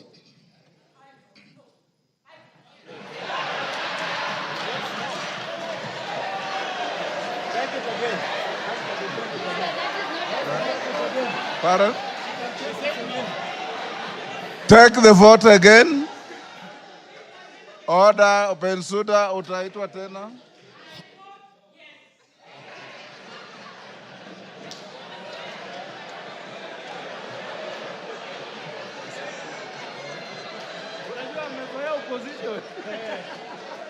Homa Bay Town. Order, members, order. Homa Bay Town. George Peter Kaluma.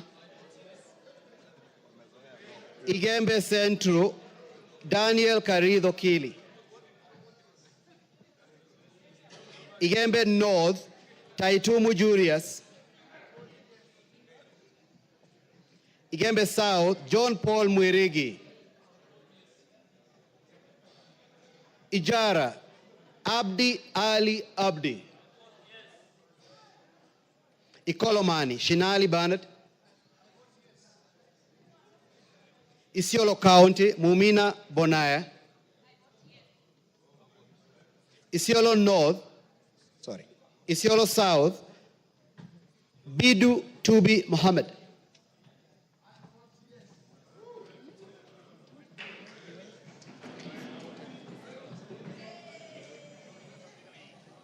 Jomvu Badibadi Twalib. Juja George Koimburi.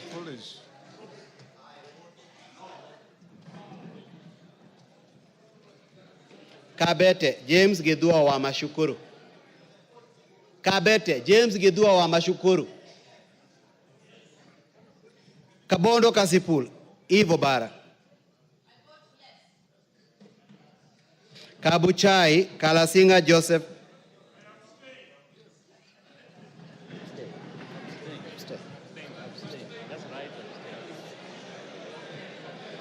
Kacheliba Lote Titus. Kacheliba Lote Titus.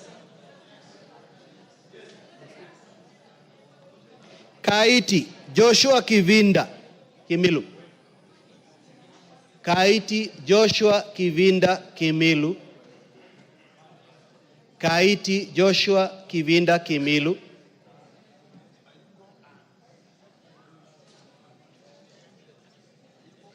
Kajiado County Lea Sankaire. Kajiado County Lea Sankaire. Kajiado Central Memusi Elijah.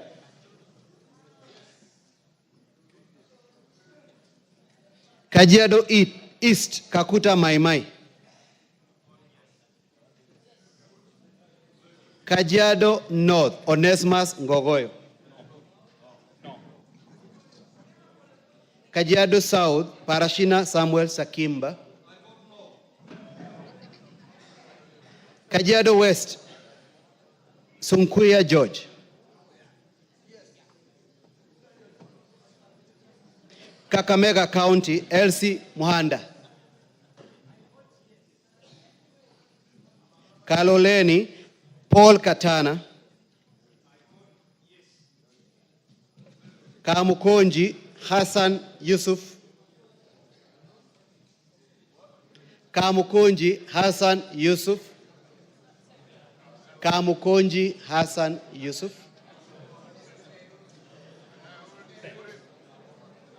Kandara Chege Njuguna. Kandui John Makali.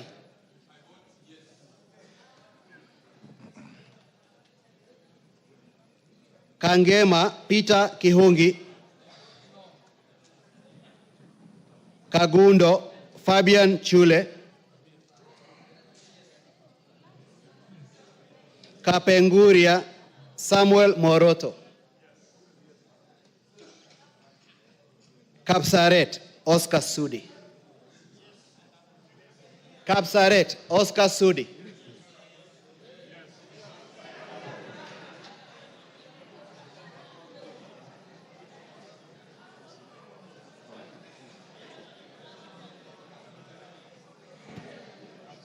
Karachuonyo Okwome Andrew Adipo. Kasarani Karauri Ronald Kamwiko. Kasipul were Charles Ongondo.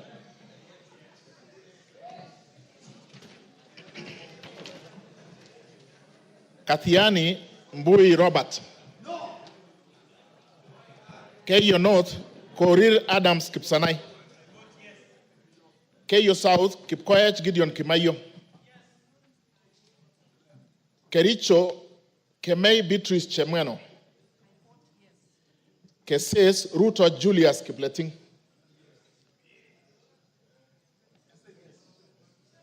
Keses. Kuisero Wangaya Christopher Aseka. Kiamba Wanjiko John Jogona.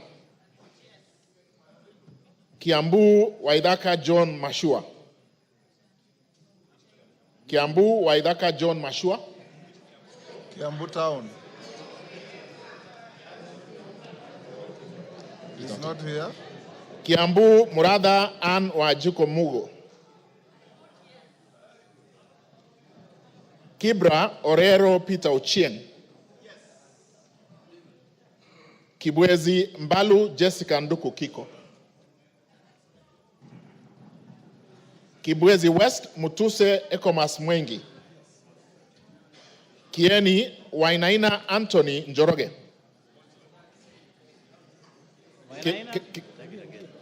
Kieni Wainaina Anthony Njoroge. Kigumo Munyoro Joseph Kamau. Keharu Nyoro Samson Dindi. Kikuyu Eshungwa Anthony Kemani. Kilgoris Sunkuli Julius Lekakeny. Kilifi Mwanyanje Gertrude Mbeyu. Kilifi North Baya Owen Ya.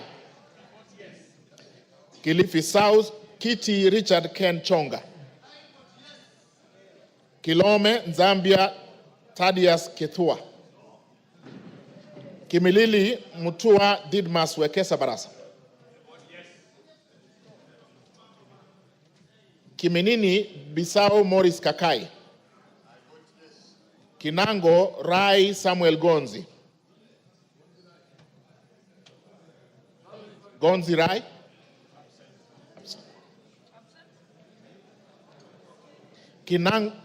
Kinangop Thuku Zakari Kwenya.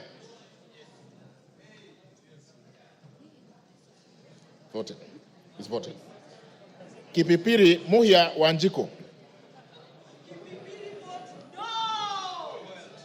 Kipkelion East Cheroro Joseph Kimutai. Kipkelion West Hilary Kiplangat Koskei. Kirinyaga Jen Jerry Maina. Kirinyaga Central Gitari Joseph Gashoki. Kirinyaga Central Joseph Gashoki Gitari. Kisauni Bedzimba Rashid Juma. Kisi Donya Doris Aburi. Kisumu Busia Ruth Adhiambo Odinga. Kisumu Central Oron Joshua Odongo. Kisumu East Ahmed Shakil Ahmed Shabir. Kisumu West Rosa Akinyebuyu. Kitui Irene Modoni Kasalu. Kitui East Nimrod Midhuka Mbai. Kitui Central Makali Benson Mulu. Kitui Rural Mboni David Mwalika. Nyamai Rachel Kaki Kitui South. Edith Vethi Nyanze Kitui West. Mokaya Nyakundi Japheth Kitutu Chache North.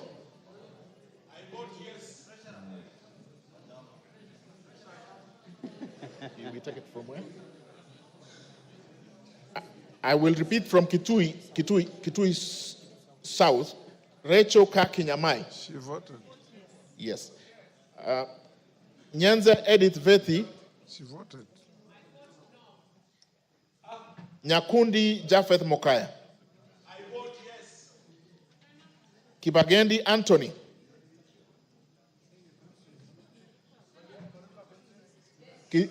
Kitutu Chache South.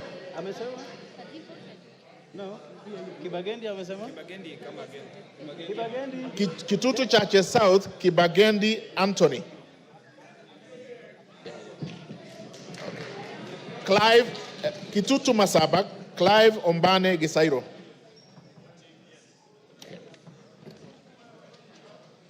Konoin Brighton Leonard Yegon. Kuresoi North Mutai Alfred Kibrono. Kuresoi North. Okay.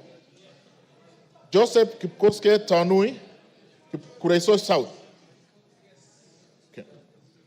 Kuria East, Masairo Marwa Kitayama. Kuria West, Robi Matthias Nyamabe. Kwale, Masito Fatuma Hamisi. Kwanza, Wanyonyi Ferdinand Kevin. Lafi, Abdurrahman Mohammed Abdi. Lakdera, Mohammed Abdikadir Hussein. Laikipia, Jane Wangeshi Kagiri. Laikipia East, Festus Mwangi Kionjuri. Laikipia North, Sarah Paulata Korere. Ndio. Laikipia West, Stephen Washira Karani. Laisamis, Joseph Lekuton. Lamu, Monica Mudhoni Marufu. Lamu East, Obor Weida Muhammad. Lamu West, Modama Stanley Moiruri. Langata, Felix Odiwor Kode. Kahangara, Larry, Joseph Mburu Kahangara. Likoni, Mishi Juma Hamisi Mboko. Likuyani, Innocent Maino Mugabe. Limuru, John Kiragu Shege. Loima, Akuja Protas Ewesit. Luanda, Dick Maungu Oyugi. Thank you. Nabii Nabwera Daraja Lugari. Lunga Chiforomondo Mangale Munga. Lurambi Titus Hamala Mkhwana. Mara Japheth Miriti Kareke Mbyuki. Machakos Joyce Kamene.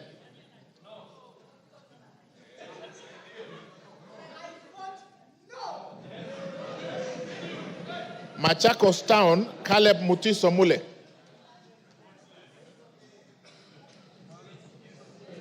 Okay. Yeah, but George Aladwa Omwera Makadara. Makweni Kiamba Susan Dunge. Makweni Women Rep Mumo Rose Museo. Absent. Can I repeat? Makweni Mumo Rose Museo. Malava Moses Malulu Injendi. Malindi Amina Laura Munyazi. Mandera North Abdullahi Bashir Sheikh. Mandera Umul Kasim Sheikh. Mandera East Abdurrahman Hussein Wetan Muhammad. Mandera South Abdul Ibrahim Haro. Mandera West Yusuf Adan Haji. Manyata John Gitonga Mwaniki Mukunji. Maragwa Mary wa Maua Waidira Njoroge. Marakwet East David Kangogo Bowen. Marakwet West Timothy Kipchumba Toroitich. Marsabit Naomi Jilo Wako.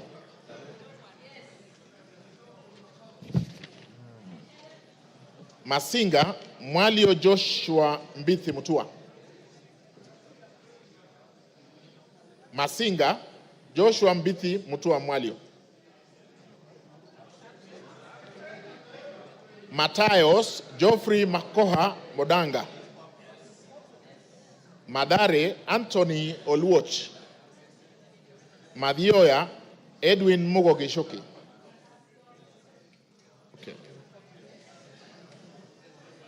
Madira Kahugu Eric Mwangi.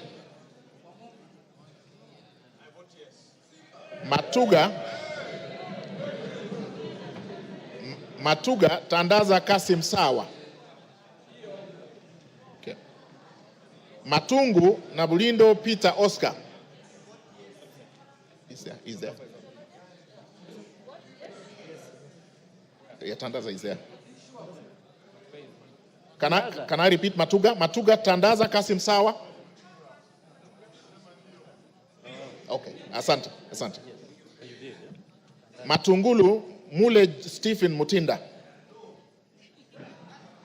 Mavoko Kingola Patrick Makau.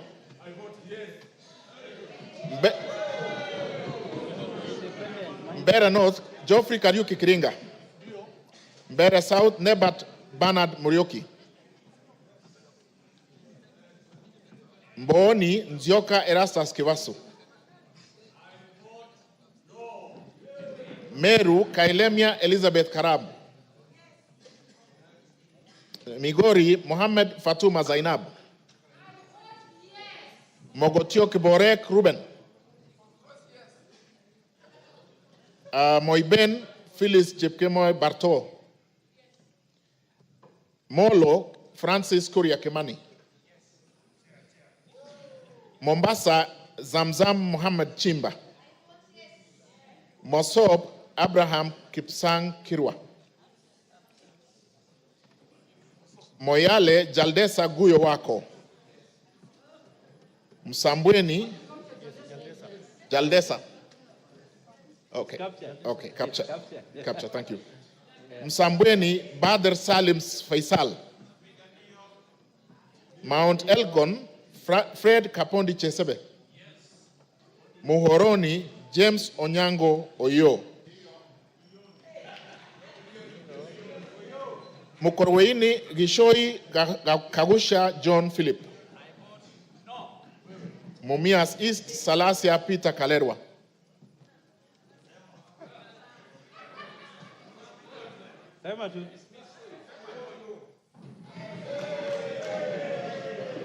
Mumias West Naika Johnson Manya.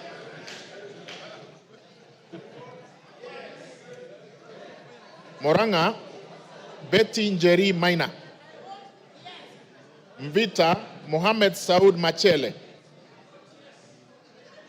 Mwala Musau Vincent Musioka.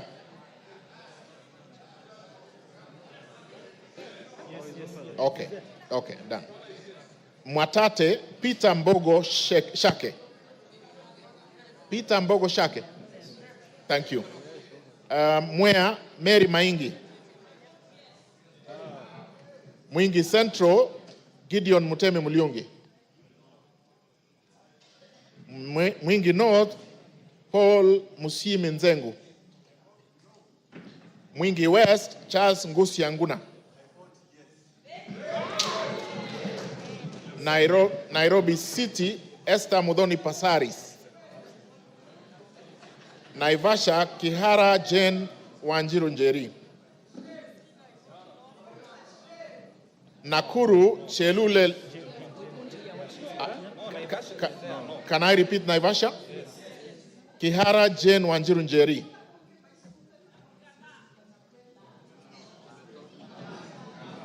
Nakuru Liza Chepkorir Chelule. Nakuru Town East, Gikaria David. Nakuru Town West, Arama Samuel. Nambale Mulanya Geoffrey Ekesa. Nandi Cynthia Chepkoske Muge. Nandi Hills Bernard Kibor Kitur. Narok Rebecca Nonaishi Tonke. Narok East Lemanken Aramat. Narok North Agnes Mantaine Pareye. Narok South Olentutu Kitilai. Narok West Gabriel Koshal Tongoyo. Navaholo Emmanuel Wangwe. Ndaragwa Gachagua George N. Ndiwa Martin Peter Sowino. Ndia GK George Masharia Kariuki. Njoro Charity Katambi Chepkwony.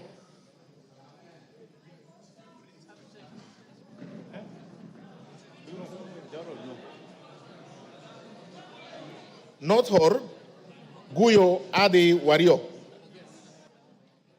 North Imenti Abdul Rahim Dawood.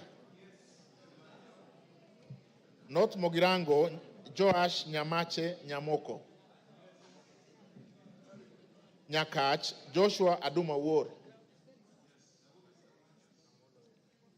Nyali Mohammed Ali Mohammed. Nyamira Jerusha Momanyi Mongina. Mohammed Ali is here. Yes, he's voted. He's voted. I repeat, Nyamira Jerusha Momanyi Mongina. Thank you. Nyandarua Gitao Faith Wairemo. Nyando Okelo Jared Odoyo. Nyando votes yes. Yaribari Chache Zahir Janda. Yes. Yaribari Masaba Daniel Ogwo Kamanduku. Nyatike Tom Boya Odege. Nyeri Rahab Mokami Washira.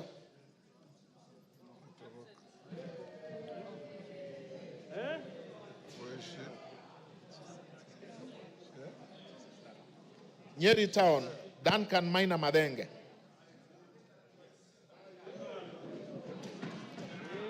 Oljororok Moshira Michael Mwangi. Olkalau David Joguna Kiaraho. Odaya Michael Wambogo Wainaina.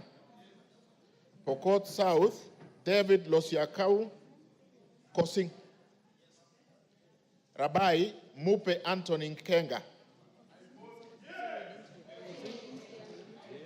I have been asked to repeat Pokot South. He said yes. Pokot South, Kosing David Losiakau. Thank you. Rabai Anthony Kenga Mupe. Rangwe Gogo Linian Achieng. Rarieda Amolo Paul Otiende. Rongai Paul Kibet Chebor. Rongo Paul Abur. Roysambu Agustin Kamade Mwafrika. Ruaraka Francis Kajwang Tom Joseph. Yes.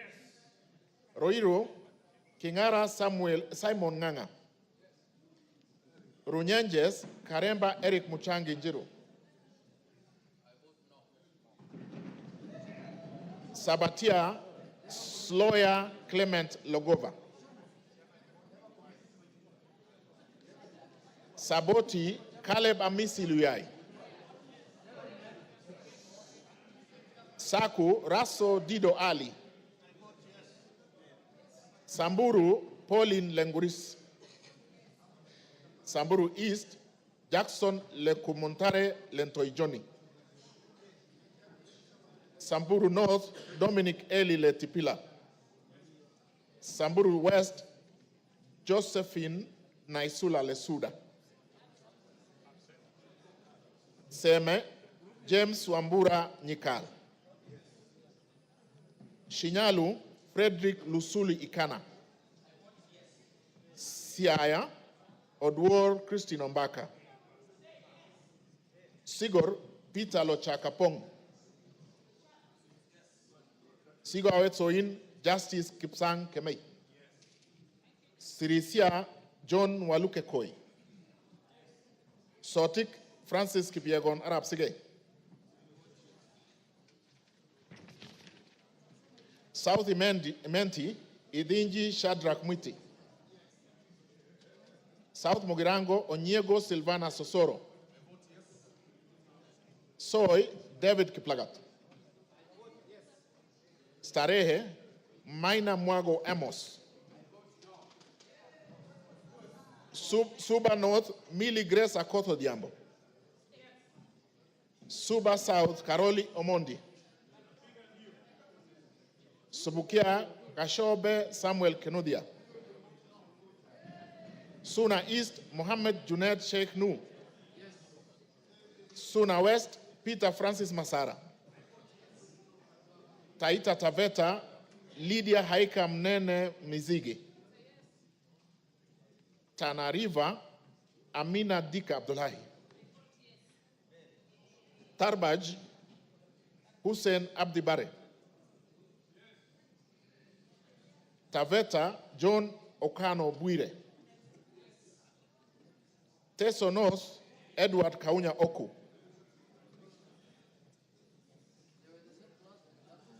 Teso South, can I repeat Teso North? Oku Edward Kaunya. Thank you. Teso North, Oku Edward Kaunya. Yeah, he has voted. Sorry, Teso South, Otucho Mary Emase. Tetu, Geoffrey Wandeto Mwangi. Daraka, Murugara George Gitonga. Daraka Nithi, Susan Ngugi Nduyo. Thika Town, Nganga Alice Wamboi. Tiati, William Kamket Kasait. Tigania East, Lawrence Puruaburi. Tigania West, John Kanwidhia Motunga.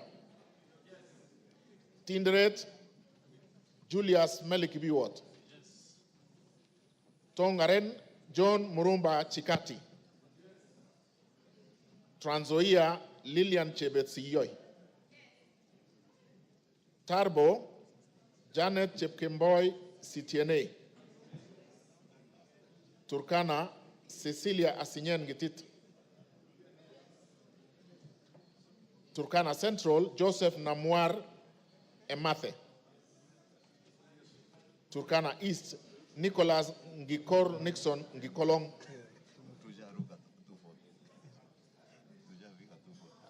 Turkana North, Paul Ekwom Nabuin. Is there? Yeah.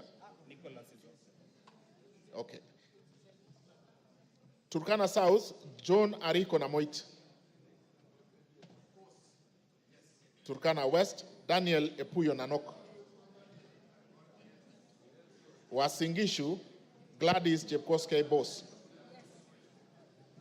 Ugenya, Ochieng David Ouma. Uriri, Nyamita Mark Ogola. Vihiga, Kagesi Kivai Ernest Ogesi. Vihiga, Adagala Beatrice Kahai. Voi, Hamis Chome Abdi. Wajir, Fatuma Abdi Jeho. Wajir West, Aden Daudi Muhammad. Wajir North, Ibrahim Abdi Sane. Wajir South, Muhammad Aden Ado. Wajir West, Yusuf Muhammad Farah. Webuye East, Martin Pepela Wanyonyi. Webuye West, Daniel Wanyamasitati. West Mogirango, Mogaka Stephen. West Pokot, Rael Chepkemoy Kasiwai. Westlands, Timothy. He is already voted. Oh, sorry, we have done that, sorry. Undanyi, Mwakuona Danson Mwashako.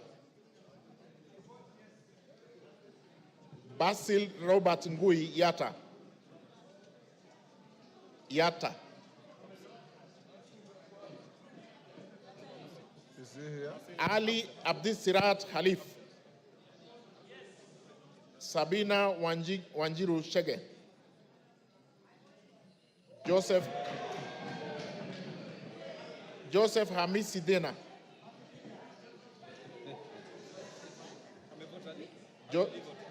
My vote, yes. Joseph Hamisi Dena. Okay. Suleka Hulbale Harun. Dorothy Mudoni Kiara. Joseph Wainaina Iraya. Irene. Joseph Wainaina Iraya. He's voted. Okay. Yes. Irene Nyakerario Mayaka. Umulher Harun Muhammad. Teresia Wanjiro Mwangi. No. Abubakar Ahmed Talib. Yeah? Abubakar Talib. Thank you. You finished? Honorable members, order. Is there any member present who has not had his or her name called out? Is there? Yes.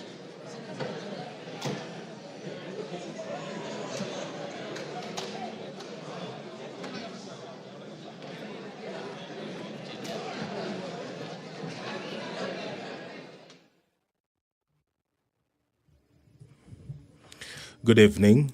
You are watching the sitting of the National Assembly this evening, where the members have been voting on the proposed impeachment of the Deputy President, Rigathi Gachagua.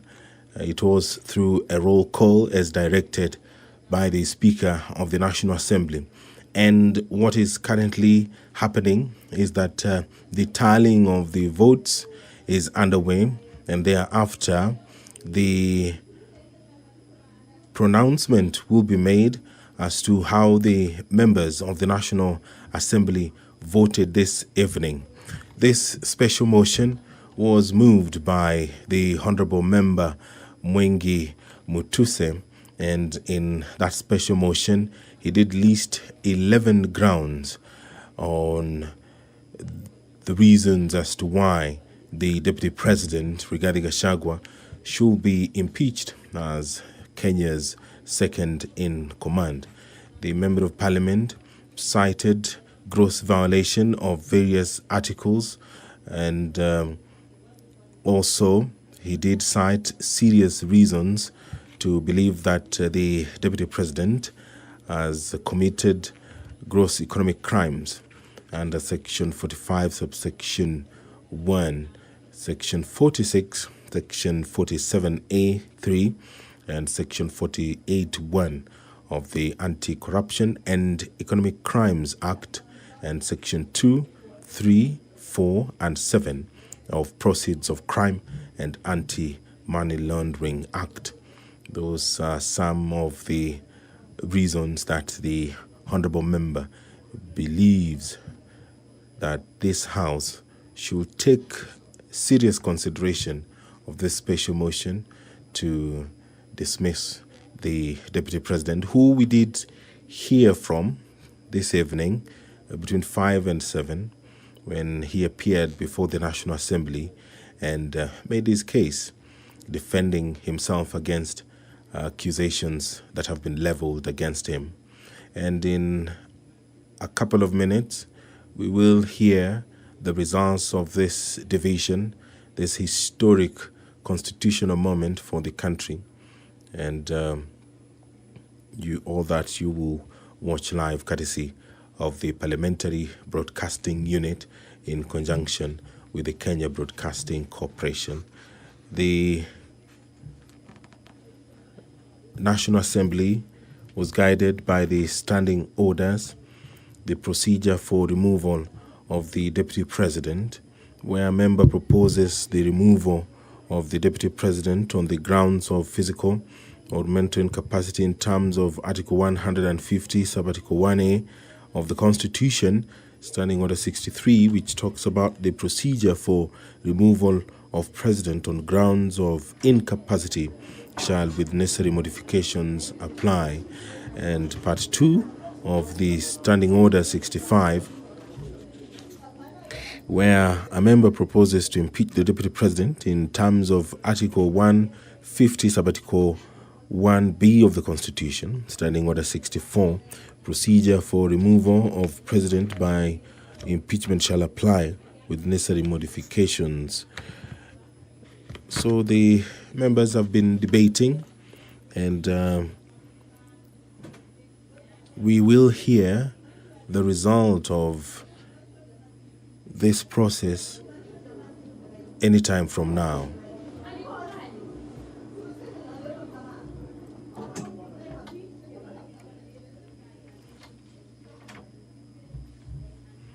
Standing Order 64 of the National Assembly provides for the procedure for removal of President by impeachment. Now, the Standing Order 65 borrows heavily from Standing Order 64, and these procedures, they're quite a number, and some of them have been used in this business that the National Assembly began in the morning, and the culmination of it will be hard any time from now. And if you can see on your screen, the Deputy Speaker of the National Assembly, Honorable Gladys Bose, has taken the seat, and that means that she will perhaps be the one who will make the announcement after the tabulation and the tallying of the votes that has concluded, been done. The number required to vote in affirmative, according to the provisions of the Constitution, is 233 members. That is the threshold required to impeach the Deputy President. And there the Speaker has returned. The Deputy Speaker had been holding fort briefly, and anytime from now, the Speaker will call for the announcement of the votes,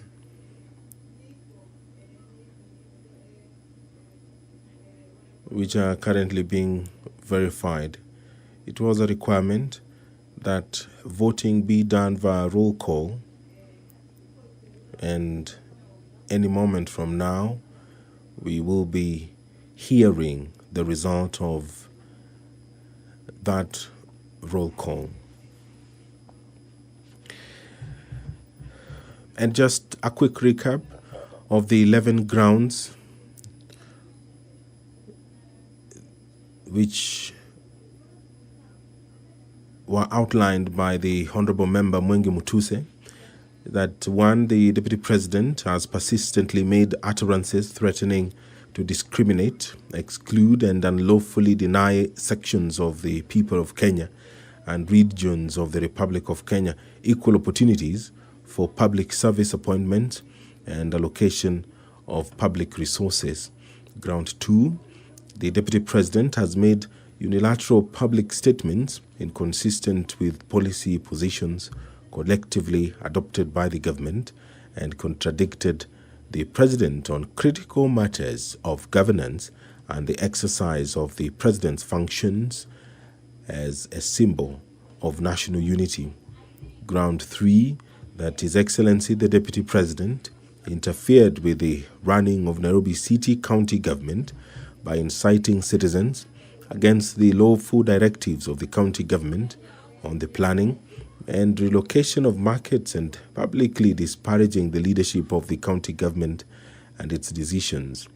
Count 4, gross violation of Article 160, Sub-Article 1 of the Constitution on the institutional and decisional independence of judges, that His Excellency the Deputy President has undermined institutional and decisional independence of a judge through public attacks on a judge of the High Court of Kenya and falsely threatening to file a petition for the removal of the said judge in a matter in which he was a party.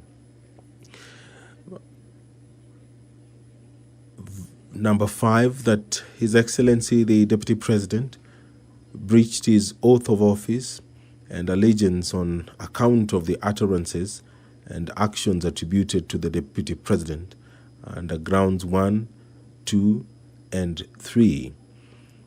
And count 6, serious reasons to believe that His Excellency the Deputy President has committed crimes under Section 13(1)(a) and Section 62 of the National Cohesion and Integration Act, that His Excellency the Deputy President has persistently made inflammatory, reckless, and insightful public utterances over the last 2 years in contravention of the law. Charge 7, serious reasons to believe that His Excellency the Deputy President has committed gross economic crimes under Sections 45(1), Section 46, Section 47(a)(3), and Section 48(1) of the Anti-Corruption and Economic Crimes Act, and Section 2, Section 3, Section 4, and Section 7 of the Proceeds of Crime and Anti-Money Laundering Act. That His Excellency, the Deputy President, has committed gross economic crimes, namely conflict of interest, abuse of office, and conspiracy to commit crimes under sections by inexplicably amassing property estimated at 5.2 billion shillings, that is incompatible with his known legitimate income, and by trading with the office of the Deputy President through proxies.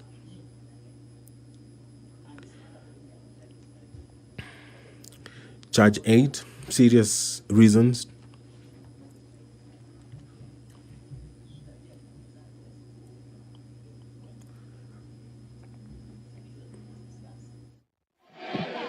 Order, honorable members. Give me that. Give me this. Order. Order. Osoro. Order. Order.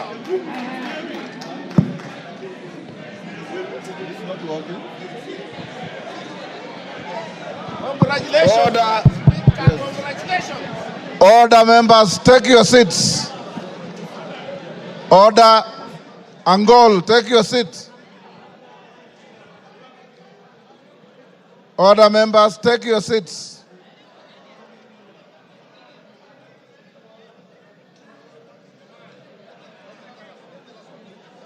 Yeah, I know. Yes. Where's that gentleman not? Order, members, order. Take your seats. Order, honorable members, take your seats for the tellers.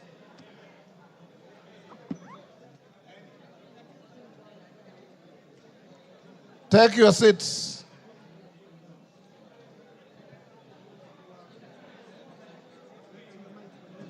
Honorable members, Haika, take your seat. Aburi, take a seat.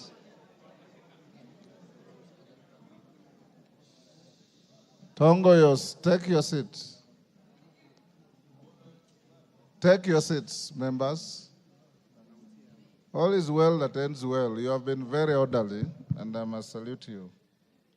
Tell us, you may now approach the chair and announce the results.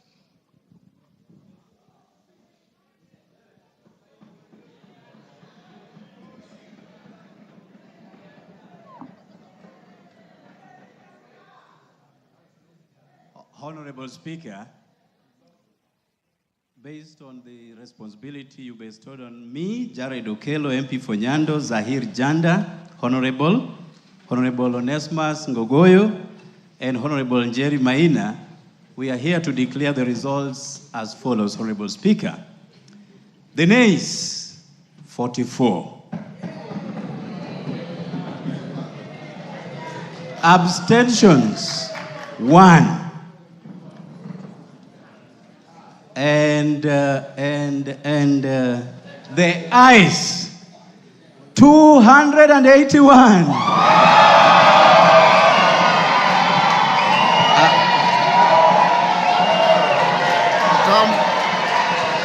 Come forward.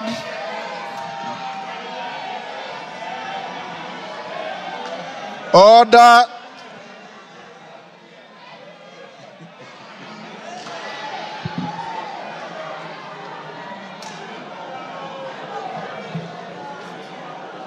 Take your seats. Order, members, order. The House is still in session. Tell us, take your seats. Bensouda, take your seat.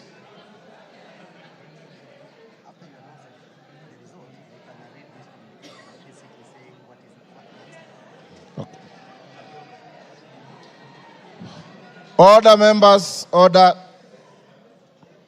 Members, the results of the division on the motion are as follows. Abstentions, 1. The noes, 44. The ayes, 281. So the ayes have it.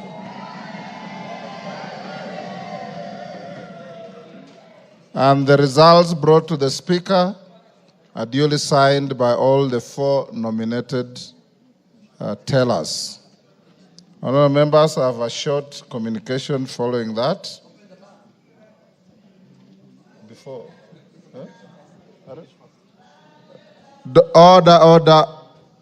The House is still in session. I have the following communication to make, honourable members, before we open the bar. On the decision of the National Assembly, on the special motion on the proposed removal from office by impeachment of His Excellency Gachagua, the Deputy President of the Republic of Kenya. Honorable members, as I had guided the House earlier in today's sitting, Article 145(2) of the Constitution sets a threshold of at least 2/3 of the members of the National Assembly to vote in support of a special motion for proposed removal by impeachment of the Deputy President of the Republic for the motion to be carried. According to the results of the division on the motion that I've just declared, a total of 281 members, being more than 2/3 of the members of the National Assembly, have voted in support of the motion. Article 145(2)(a) of the Constitution provides that, I quote, if a motion under Clause 1 is supported by at least 2/3 of all members of the National Assembly, the Speaker shall inform the Speaker of the Senate of the resolution within 2 days. In this regard, I'll proceed to discharge the singular duty placed on me by Article 145(2)(b) of the Constitution and under which to notify the Speaker of the Senate of the resolution of the National Assembly. The clerk is directed to prepare the necessary documentations to accompany the resolution. The House will resume tomorrow, Wednesday, 9th October 2024, at 9:30 a.m. to resume with the regular business as scheduled by the House Business Committee. I thank you. Members, will you now be upstanding? Draw the bar. Draw the bar. Open the doors. Order, honorable members. Order. Order. Order, members. The House will now be adjourned until tomorrow 9:30 a.m.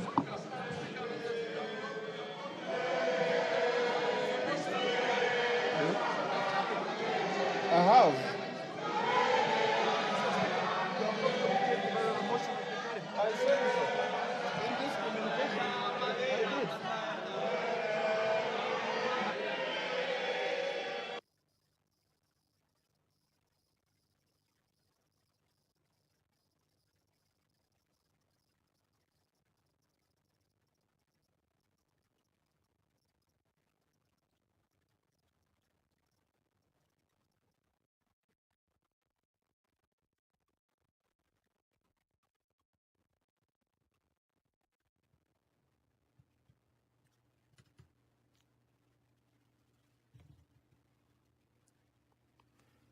You've been watching the sitting of the National Assembly where the House has approved the impeachment of Deputy President Rigathi Gachagua on 11 charges. The special motion was moved by the Honorable Member for Kibwezi West, Honorable Ecomas Mwengi Mutuse. This broadcast has been brought to you by the Parliamentary Broadcasting Unit in conjunction with the Kenya Broadcasting Corporation. My name